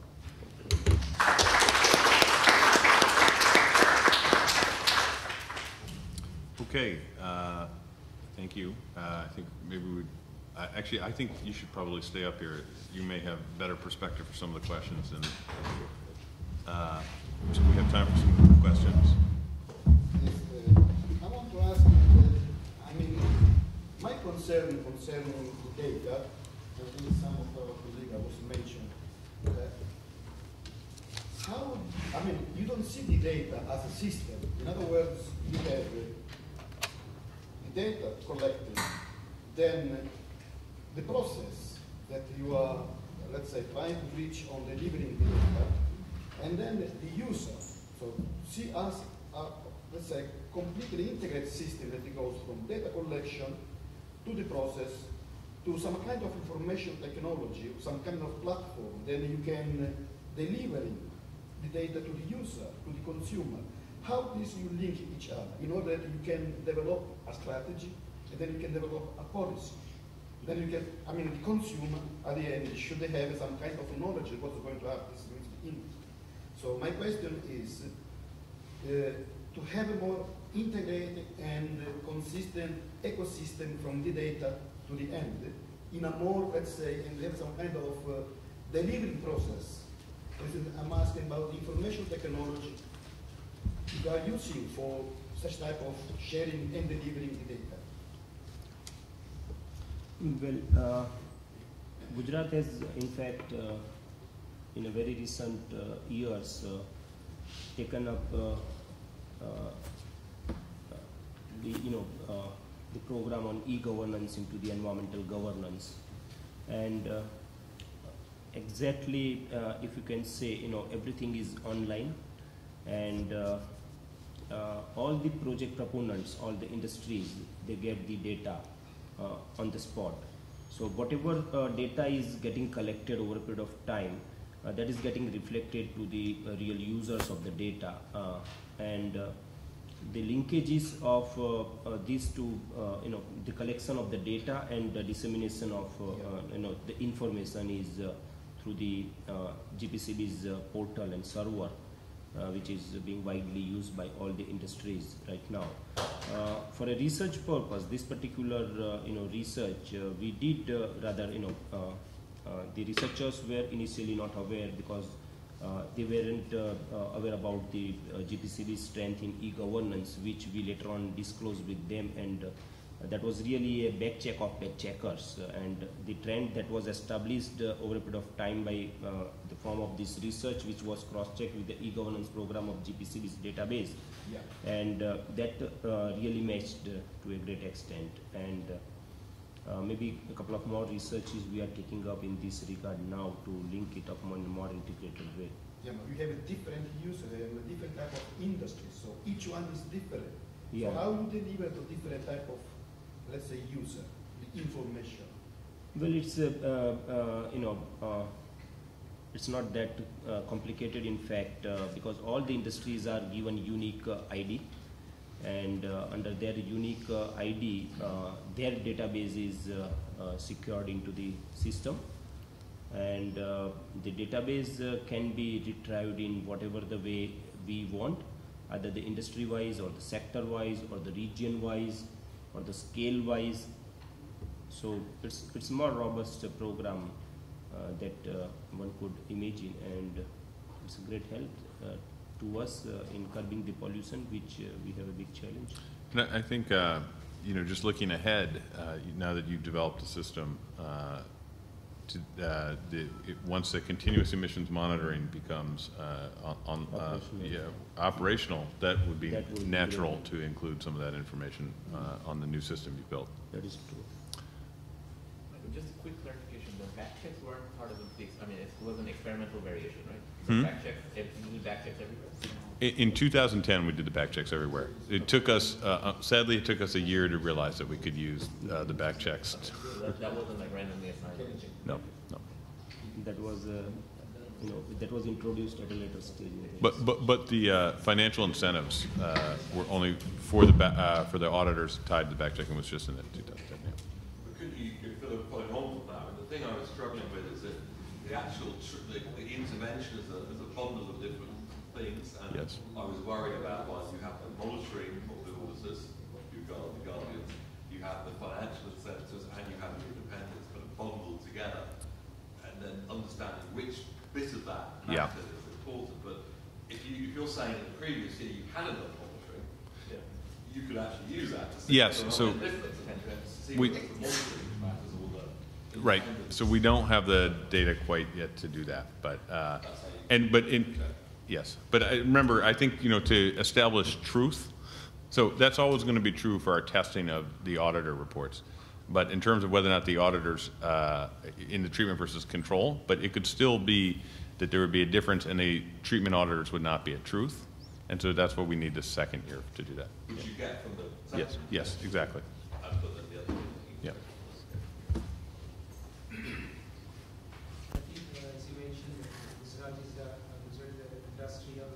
state in India, and about 55% in the chemical industry and 45% in the pharmaceutical industry in Gujarat. So you selected 800 samples. So did you follow any criteria that how you selected these 800? This is question one. The second, that you mentioned that there is a three type of monitoring agencies. So if the value varies, then which one will be acceptable? There were three types of what? Monitoring mechanisms. Yeah, I tell you. Yeah. In fact, the samples were selected based on the understanding that we have a very high concentration of industries in particular regions. So the sample industries were selected from those regions. That was one thing. Secondly, the environmental audit scheme, the court mandated scheme, is not applicable to all the industries across the state. It depends on the type of the products that they manufacture. And the decision is linked to the pollution which is generated because of the manufacturing of a particular type of products. So the selection of industries where basically one, the regional distribution, and secondly the sectoral aspects. So these were the two reasons that we selected these industries based on the understanding. Second,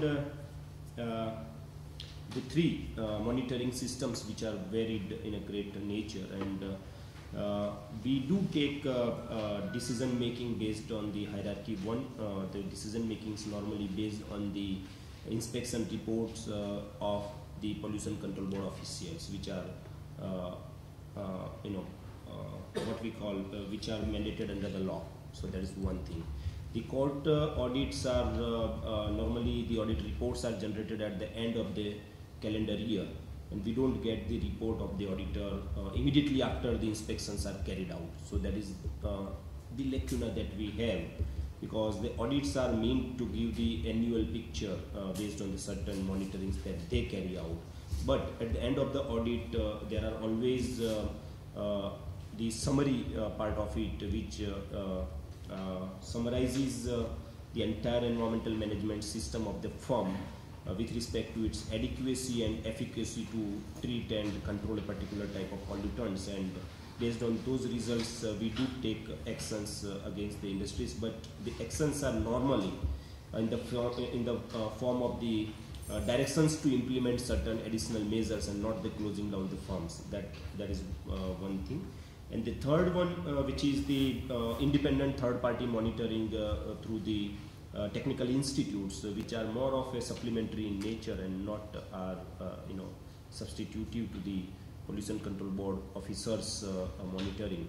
But it gives a lot of insight, especially about what is happening during odd hours and what is happening in a particular sector of industries within the industrial estates, because under this particular type of program, a lot of monitoring of the ambient environment and the conveyance systems, especially the manholes which are getting the effluent from 8 to 10 industries, are getting collected during odd hours, early morning, midnight, and so on, and that helps us deciding our monitoring, focusing our monitoring, GPCB officers monitoring, who are empowered to enter the industries at any time with a very, even without a notice.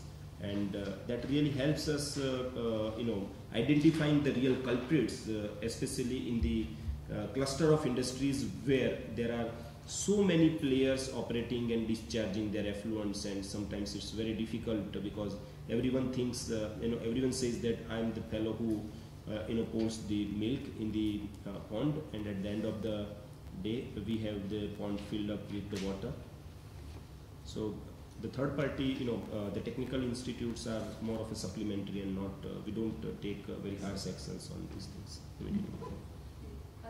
One is more a clarificatory question, and the second one is an inquiry which you partially answered. The first one, where I was asking, where I would like to know, is that in most states you've had a central effluent treatment facility in small and medium industries that you're talking of, and especially in chemical and pharmaceutical, Hyderabad and Novera. Yes. So I'm sure Gujarat has had. So what happened to that facility in this kind of experiment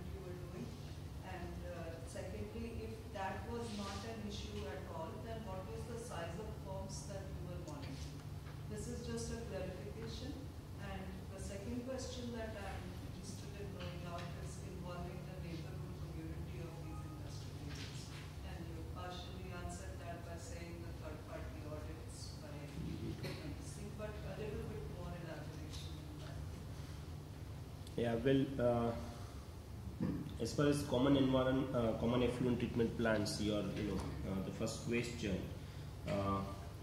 as you rightly pointed out, the Government of India took a lead in coming out with a policy to set up the common environmental infrastructure in the industrial estates, which are normally housing the small and medium ones, especially because they are always complaining about the paucity of various resources, non-availability of technical manpower and financial issues to treat their effluents to the prescribed standards. Gujarat has also taken a lead. In fact, we have the highest number of environmental infrastructure projects in the country. The way we are progressing in chemical sector, we are matching the environmental infrastructure progress as well.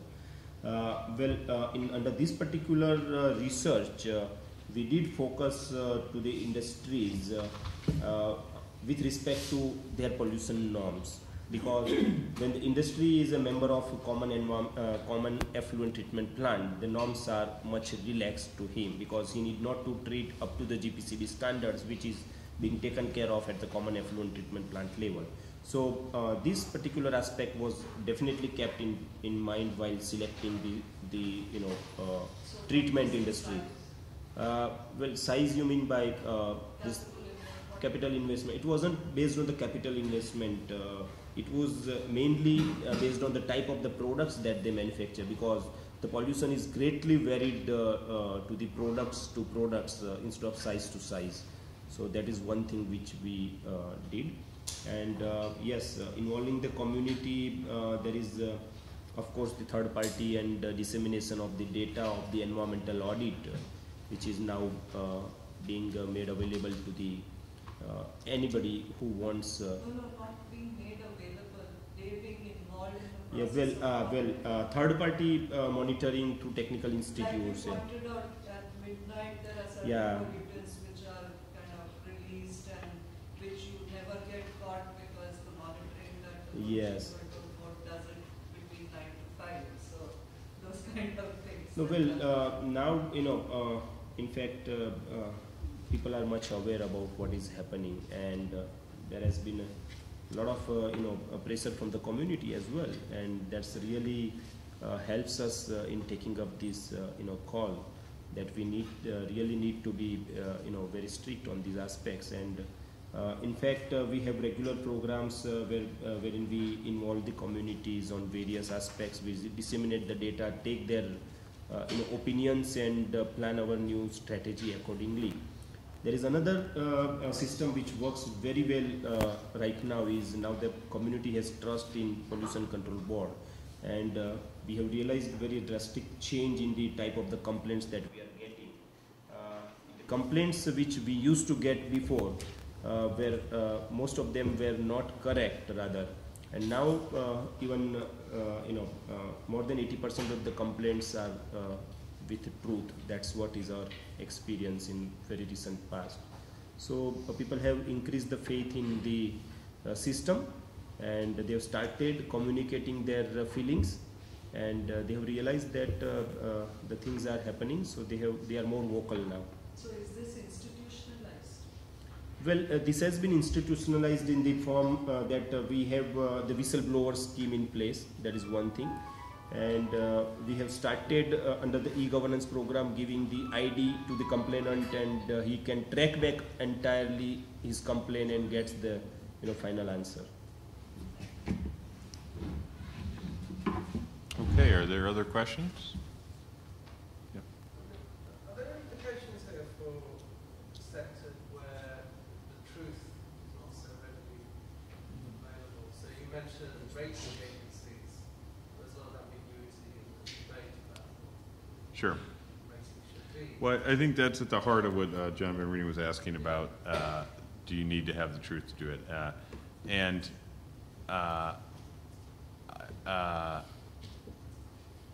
I am trying to remember. So we're still cleaning all the data.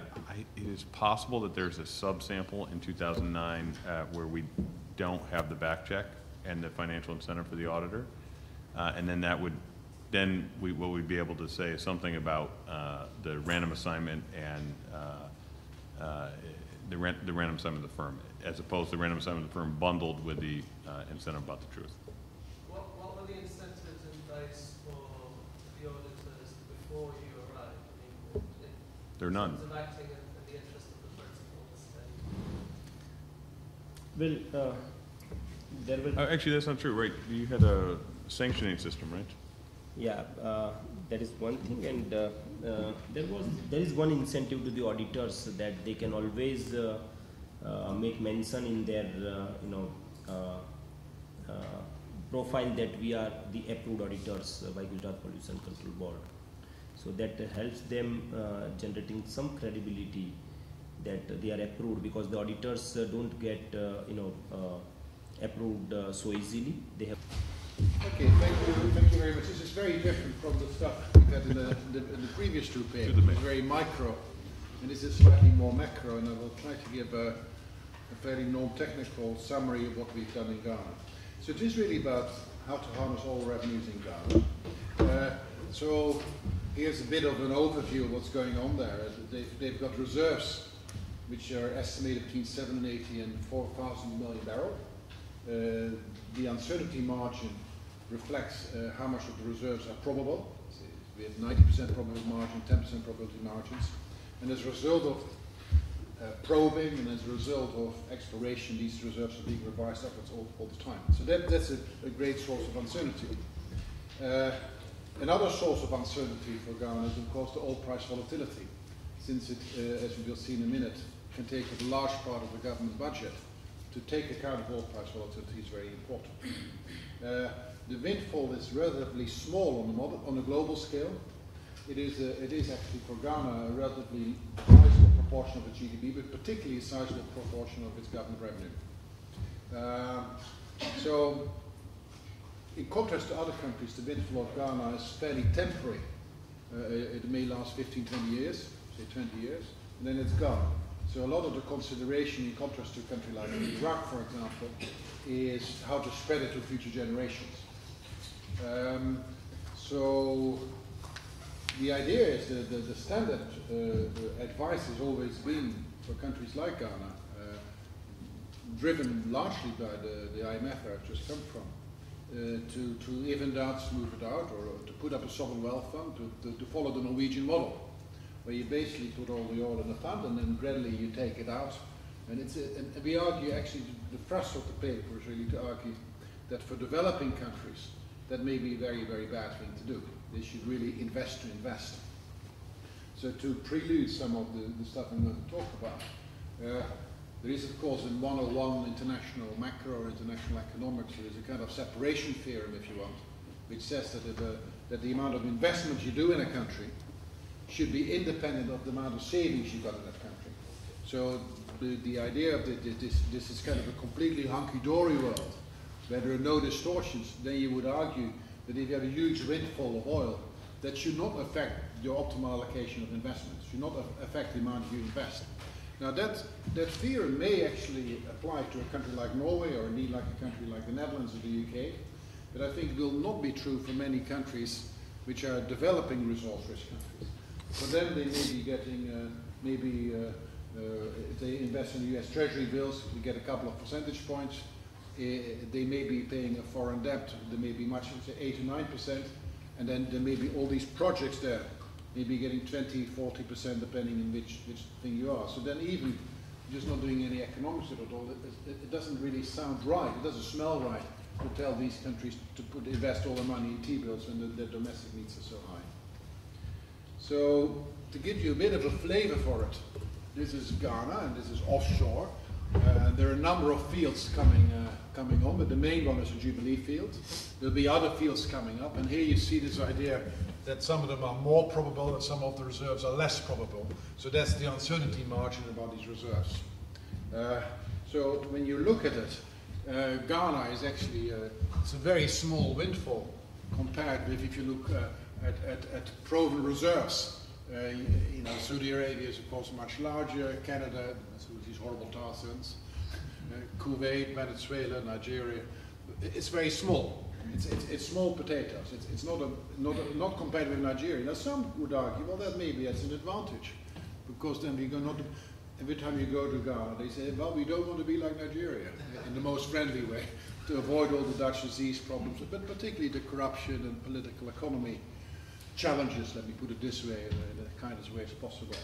So, but however, if you look at it in terms of the population, or particularly, it could be in the top 20 countries if you look at reserves as a percentage of GDP, but then it moves up a bit if these probable reserves become probable.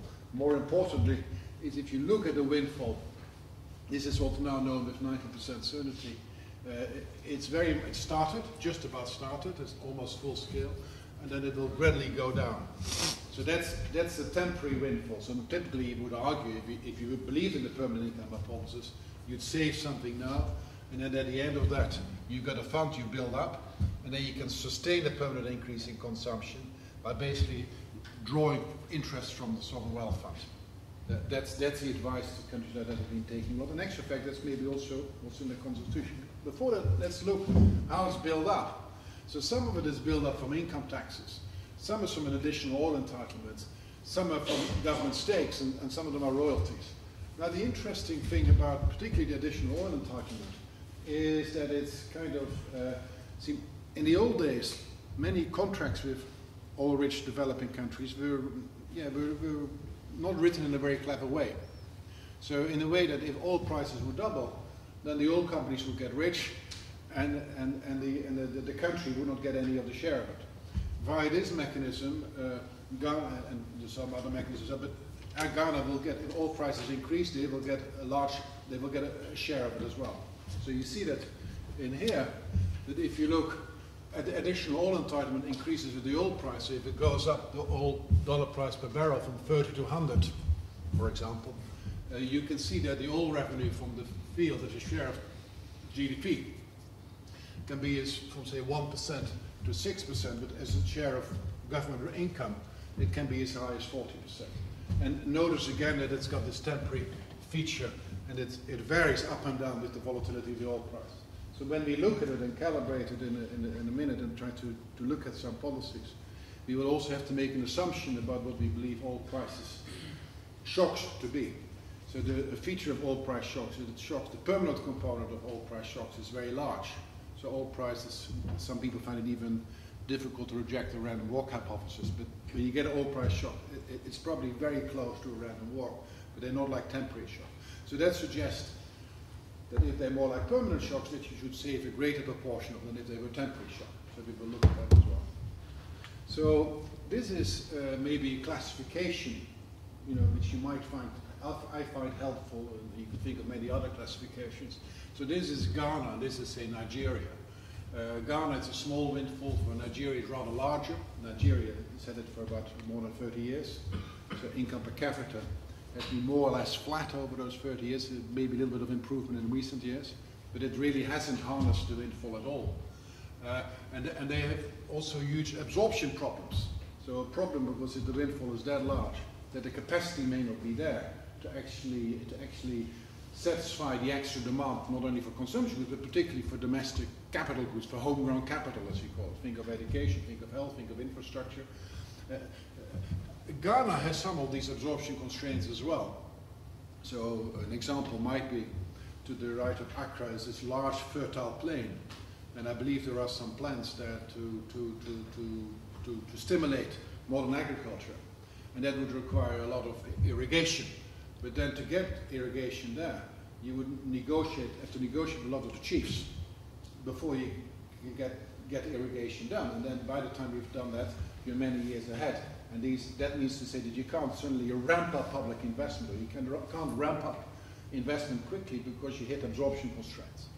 So there may be legal absorption constraints, there may be implementation absorption constraints, and they may be to do also with standard Dutch disease things, that there is a shortage of capacity. So we find, for example, that the World Bank has done a study, not as good as all the micro stuff you lot have been doing, but should have been doing, but they look at the public measures of inefficiency for public investment. So they find that if you spend 100 million on public investment for a country like Ghana, but it's not particularly Ghana, it's true for many countries, only about 40 of it is actually used to augment the public sector capital, the other 60% isn't used. These are very, very dodgy data, but there's, at least it's an attempt at it, but there's a flavor of that. Then the other countries like Iraq, for example, we're looking at that, there the windfall lasts 350 years rather than 25 years. So for them, they don't want to have a generations fund. They want to just, they have all these public sector jobs, or jobs which depend on public sector money. And all they want is that, however much the volatility of the oil price, they don't want to have to fire people. So they don't want to have to make unpopular measures. So they want to have a liquidity fund, a stabilization fund, to keep on hiring those people. That makes it very different. And then the last one is a country like Kuwait, for example, which is so small, it's a colossal windfall. They have no absorption constraints at all. They just import everything from abroad. They import not only the Jaguars and Bentleys, but if necessary, the nurses and the teachers. That's not an option for Ghana. It's not an option for Nigeria. So I think this is a rentier society. This is a society which is basically, who just lives off, it's also a rentier society, but it's a very different way to Kuwait. But these are the more interesting ones, the most developing countries. But does anyone talk about just paying it out to the people right away? And why is it going to? Okay, then we will talk about what you could do. So there are places where people pay it out. So there is in Alberta and in Alaska, they've tried it. So $500 a year, and they've used because as you said, like the rate of return on public investment due to the corruption is extremely low. So one of the we don't talk so much about it in this paper, but one of the things which would be nice to test, maybe indeed in a more experimental context, is to see what would happen if you do either conditional transfers or unconditional, would condition on a few things, to set up a nice experiment and see what could be done if you hand it straight over to the people. It has many advantages, what you say, because by doing that, the government has to explain, if it wants to have a new project, it will have to raise taxes itself. So that also from the point of view of democratic checks and balances, you get a better cost-benefit analysis. So that's a big issue. So I won't talk about it so much today, but it's not to say that it's not important. So, well, some features of Ghana, I won't go into that, but a large unproductive agricultural sector, low human levels of capital, although not that low compared to other countries, low fiscal capital, low GDP per capita, so the huge development challenges. It's a reason, so there is this revenue charter, which you've been working on, Tony Venables, Paul Collier, Tom Heller from Stanford, financed by George Soros, together with the various NGOs, like for example the Revenue Watch Institute in New York. It's got a web page called the Electoral Resource Charter, and then it's a whole web page and a whole set of reports on each of these precepts. There are 12 rather than 10. So you maximize the benefits to citizens. So think of the Niger Delta meant to be for all citizens. So really there's a lot of this ensuring openness and accountability. Think of earned income transparency initiatives. Maybe using competition to award contracts. The environment we talked about before. That nationally owned resource companies should operate in a transparent fashion and competitive fashion. I'm going to talk mainly about 7, 8, and 9. Is to promote growth through high levels of investment, smooth spending for stabilization funds and limited foreign warranty, and effective spending to increase efficiency and equity. And then there are a few others that's following this best practice among resource companies, also among banking companies. That's the whole issue. What should we do if you have companies with head offices not in developing countries, but with head offices, say in the Netherlands or the UK? Should we start a dialogue with them as well? So this is a kind of NGO political kind of instrument which more and more countries and groups are joining to get the best set of practice. It's a very fuzzy type of thing, but still I think it might have some use. So the two big questions are, to consume or invest the windfall? Then also the question is then, what to consume or invest? And then if you want also, who should consume or invest? So before we do that, let's see what the Ghana, this is if you go to the Ministry of Finance, and maybe you have it in Parliament as well, that's the bill they have in their inside pocket. They say, look, this is my Bible. This is done in the Constitution.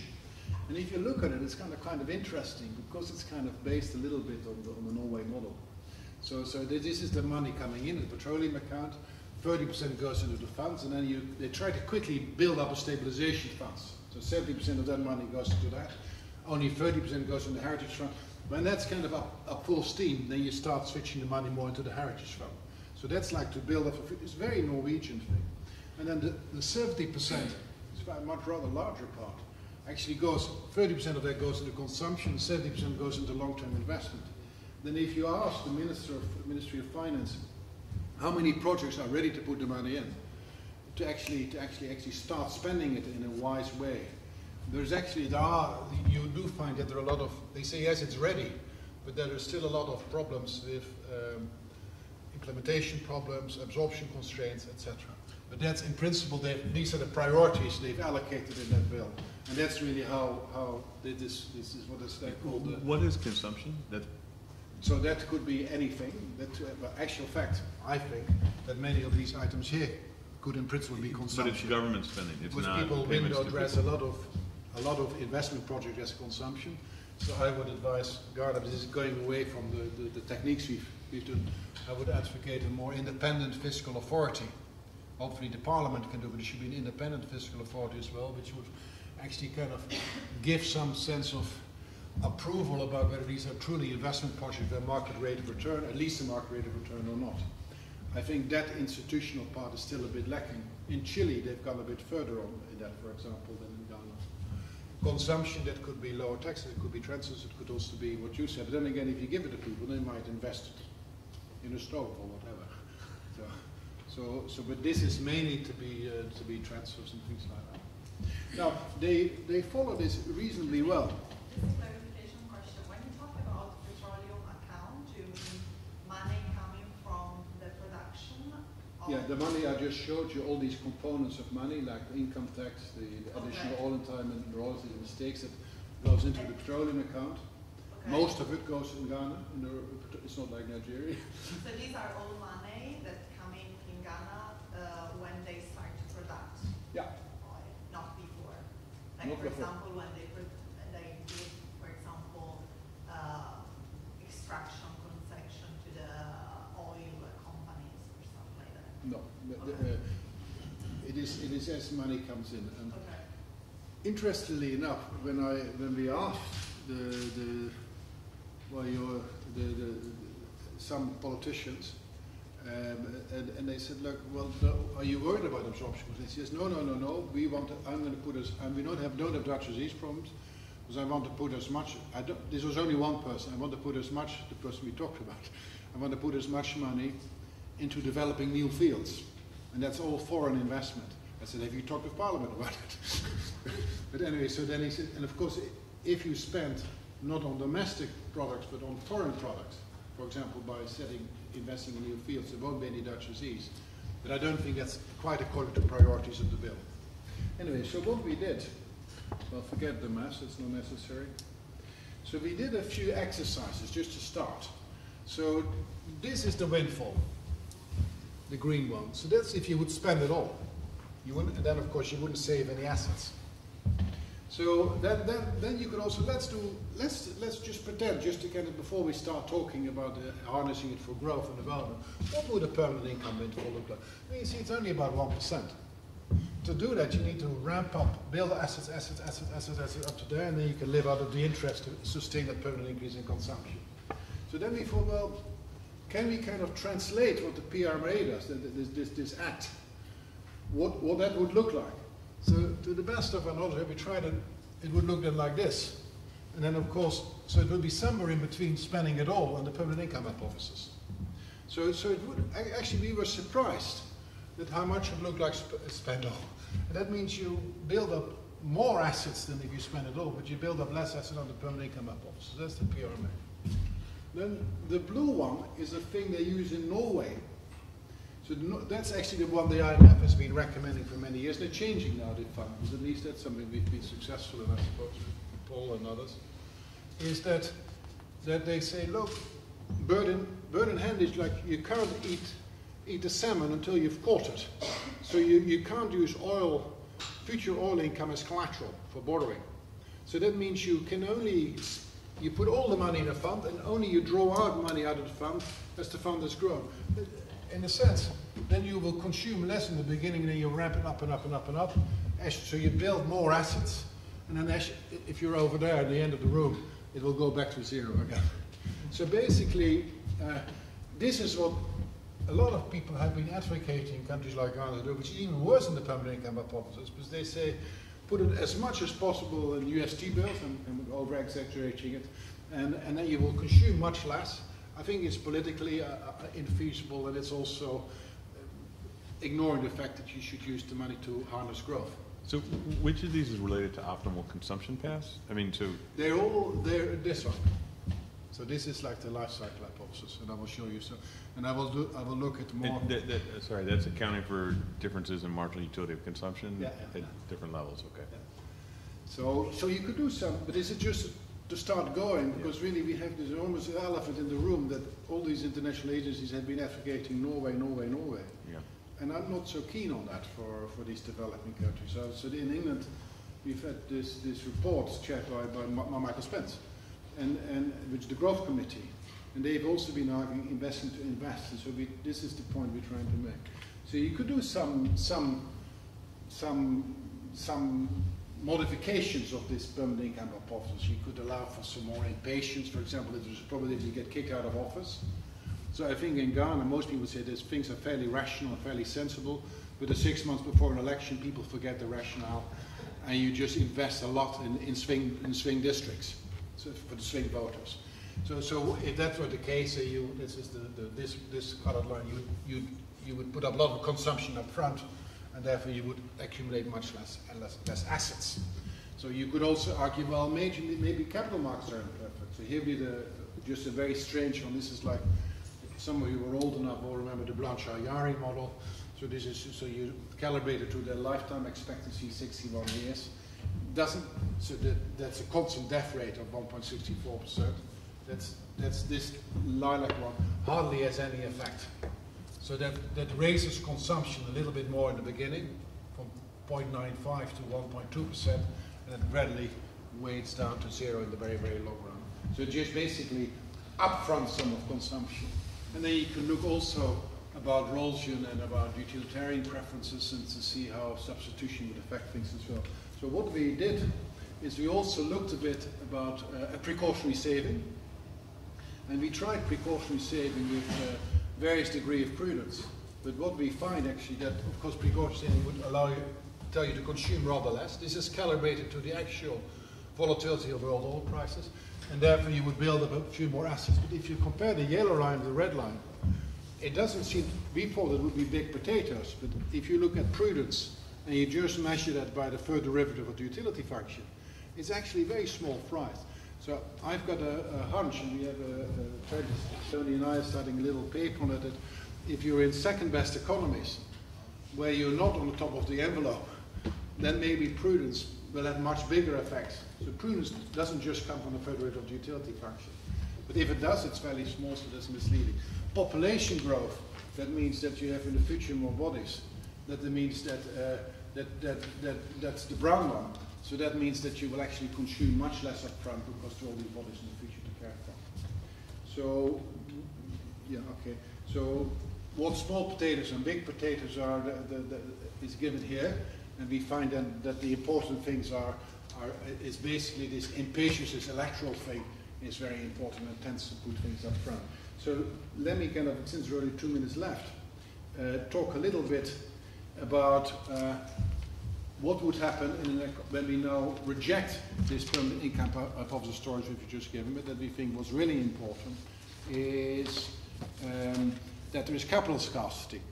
So if there is capital scarcity in an economy, then you would want to use some of the investment, some of the windfall upfront to invest in the domestic economy. So here we have a growth model where we do that in. I don't think there's enough time to go into details. It doesn't matter, but I will tell the story.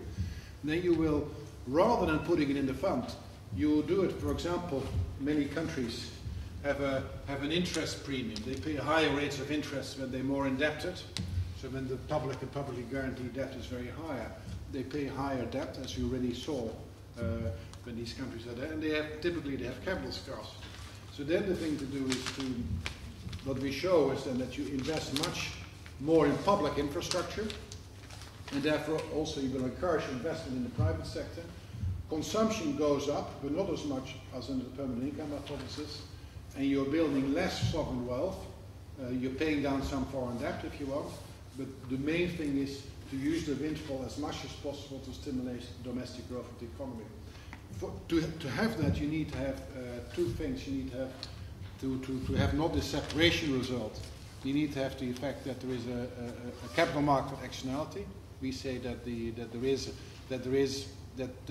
to invest in a country like Ghana and be calibrated to some data as well as we can, you will actually have to pay a higher rate of interest than they can. You will get a higher rate of return than you can borrow from on international market, and therefore it would make sense to use the windfall for those purposes. Then we move on to another part of the paper, which is more technical model there, which has got a general equilibrium model. It's a DSGE model with two sector model.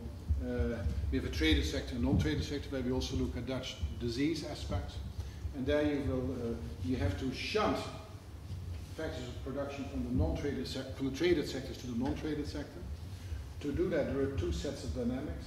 The first set of dynamic is Dutch disease dynamics, where the huge actual windfall demand for also non-traded products will lead to more scarcity in the non-traded sector. That will push up price of non-tradables. That will lead to appreciation of the real exchange rate. It will make other export sectors less competitive. So, for example, cocoa, which is a big export sector in Ghana, will be hurt.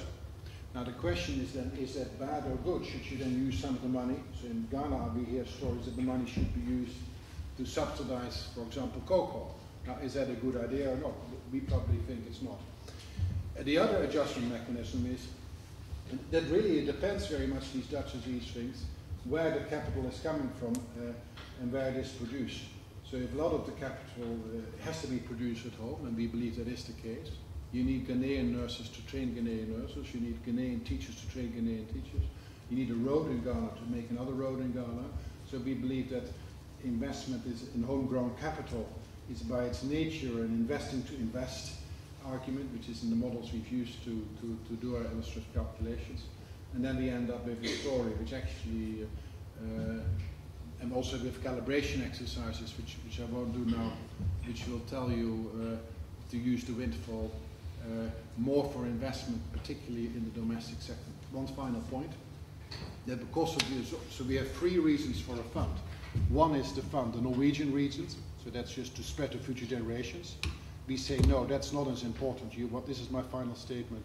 You use that to, better is not to invest in treasury bills, but to invest in the economy itself. The second thing is what you do need is a liquidity fund, which may be larger than what we calculated, because we think this way of tackling prudence is not good enough. And that liquidity fund is to cushion the shocks of the volatility of oil prices. And the third thing is you may need a parking fund.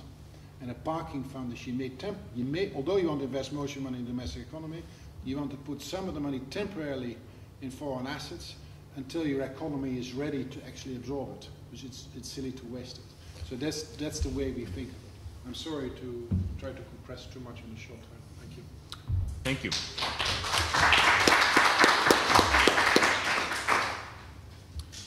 Okay, anyone like to be the first? Yes. So, I think Prof has done a good job. And then, to begin with, my name is Musa Saga. I'm the chairman of the Energy, Mines, Oil and Gas Committee.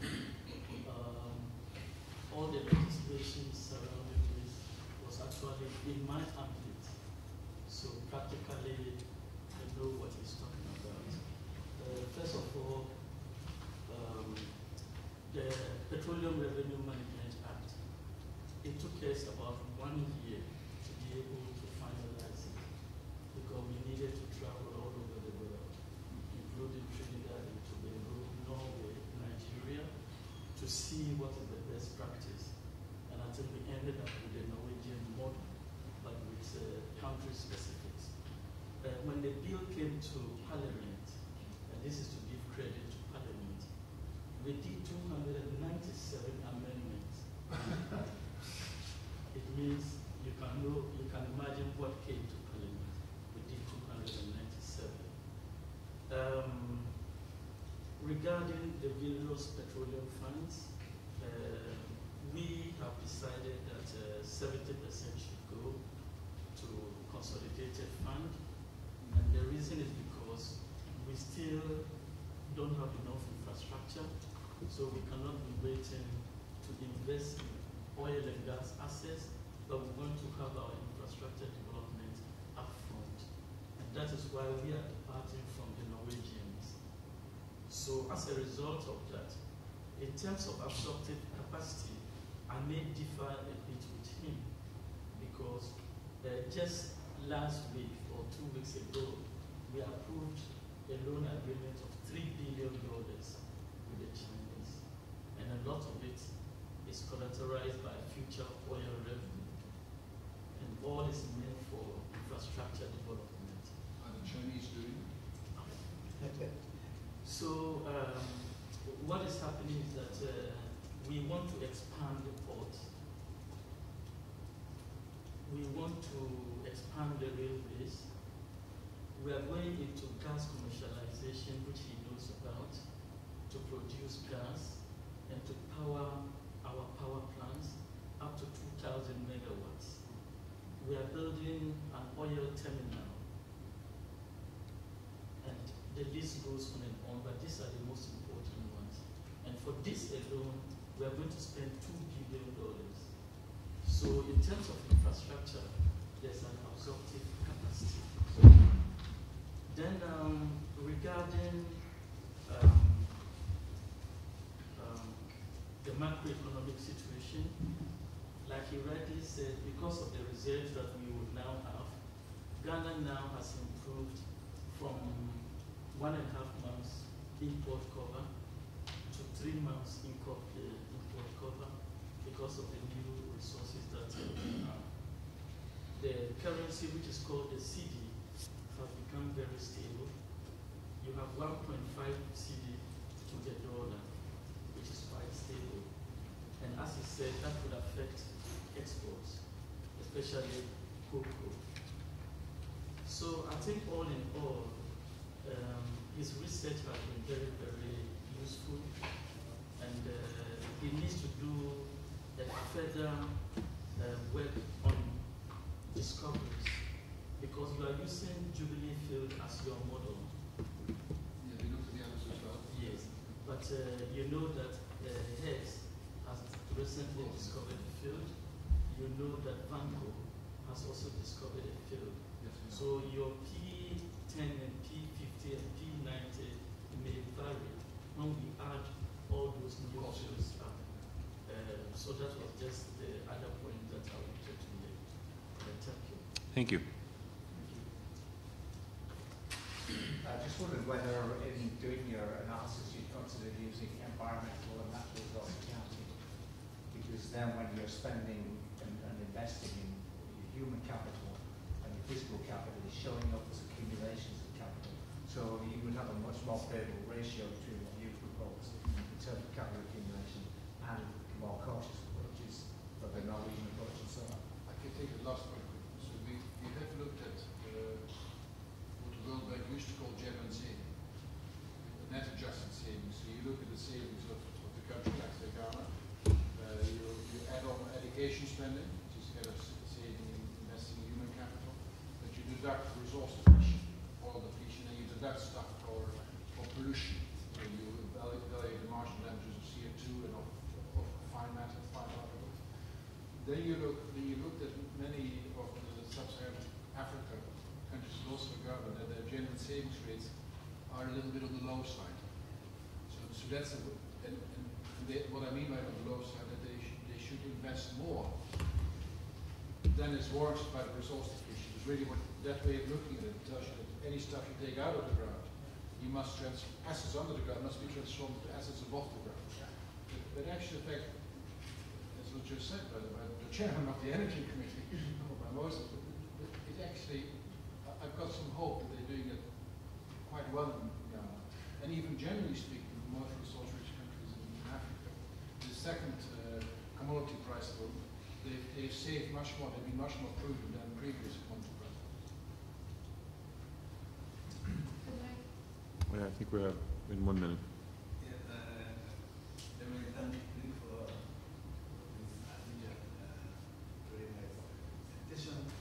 the chairman of the Energy Commission and the committee of the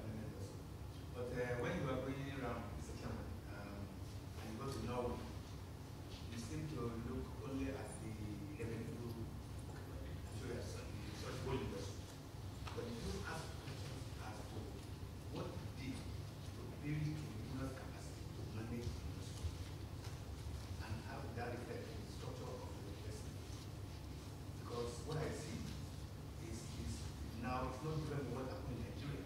And it will be a very situation that years from now, where in 1958, that we are starting oil, we have no single capacity in the country, even to service the industry. We have just started talking about local content now. So, but in the case of Norway, that was one reason, right from the beginning, indigenous capital running the industry was a focus. How is that reflecting in your investment profile? How is that reflecting in your laws? How is that reflecting in your programs? Otherwise, you may discover that you're just extracting. And the real benefit of the industry, which is to make it an integral part of the economy rather than an enclave. And those sucking things from it will become a problem in the future. That's really the point. We are still at that. Please go with that. Yes, to respond to his comments, which are very useful, because his paper was more on the revenue aspect, but because Nigeria is close to us, I did go to Nigeria a couple of times, and one of the useful lessons from Nigeria is the services industry. The only difference was that you undertook it in an ad hoc manner. What we have decided to do right from day one is to legislate a local content law. And as I sit right now, the local content draft bill has been sent to me. And we are copying at least 30% of what is in your PIB. So the difference between Nigeria and Ghana is that right from first oil, we want to see how local people can benefit from the oil and gas industry. And we are not going for the high value chain end, but very, very small to medium scale enterprises. For example, if you have an FPSO, deep water, you have about 130 engineers and workers on it. Food alone for per annum can be up to about $30 million. So we would want the Ghanaian catering company to also win this contract for the catering services, for example. Right now, it is Ghanaian companies and even women who are providing fuel for running the generators of the rigs offshore. So we are taking care of it through a local content law. And just to add a little bit, in Nigeria, the problem you have with approval of petroleum agreements and licensing is because it stops at your national oil company. And that's where there's no transparency and accountability. In Ghana, for a petroleum agreement to be ratified, it must come to Parliament. And therefore, there are the checks and balances. So, for example, if you take the Aker oil issue, where they got a block in Ghana, and later on the block has been cancelled, it's because Parliament rejected it. Last but not the least, your national NNPC, Nigerian National Petroleum Corporation, is both a commercial entity and at the same time, in those days, a regulator. What we have done, and I've just completed a legislation on a petroleum commission where we unbundle the rules of the National Petroleum Commission, the National Petroleum Corporation, which is the national oil company, and then a regulator. The national oil company used to be both a regulator and a commercial partner. So it was a referee and at the same time a player. So for transparency and clarity in the market for international oil companies, we have now set up a petroleum commission which will do all the licensing and monitoring with Parliament having the oversight responsibility. So that the national oil company would now participate only as a commercial and technical partner. And that is when we were talking about we have equity and then additional oil entitlement. So if you go into the Petroleum Revenue Management Bill, there is a clause there, clause 8, which says that the National Petroleum Company should be capitalized from some of the resources to do exactly the assets that you are saying we should be acquiring, but we acquire them in a very gradual manner. Robin?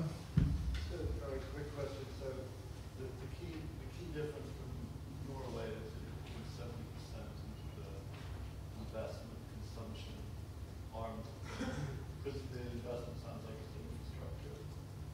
What was the basis of that 70-30 decision? I mean, I guess Rick sort of ran through the analytics quickly, but what was the basis of that 70-30? Because you'd imagine if you put it in the hand of politicians, Parliament, they have a very short time horizon. So they're going to say, spend now, because we're going to get the electoral benefit. So what was the sort of, how did that 70-30 come to be? What was the basis of that decision? Are you answering? Yes, I think that the 70% is because of our state of economy. We felt that we were just becoming a middle income country, and therefore the gap for infrastructure, the gap for social sector infrastructure is quite bigger, and therefore we should put more money into the consolidated fund, which is the government budget. So that was the only rationale behind. Did Parliament make that decision, or who made it? Well, I think that Parliament didn't really make that decision. Right from the day one, before the Revenue Management Bill was piloted, we had what we call country stakeholders meetings with civil society, with government officials, etc., etc.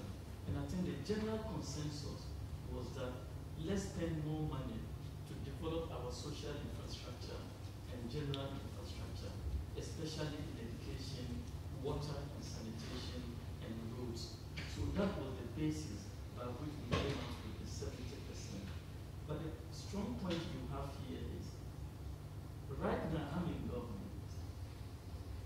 Definitely we are going for 3 billion because we want to do certain projects that will bring political benefit.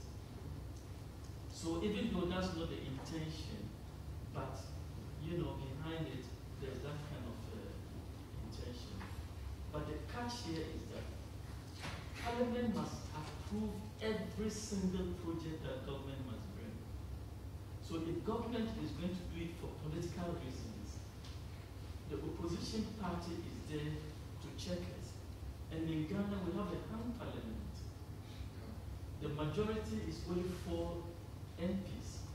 So anytime there's a very contentious issue, if 4 of us should travel, then we are going to lose the vote. So the checks and balances are there. And you were asking me about the 3 billion.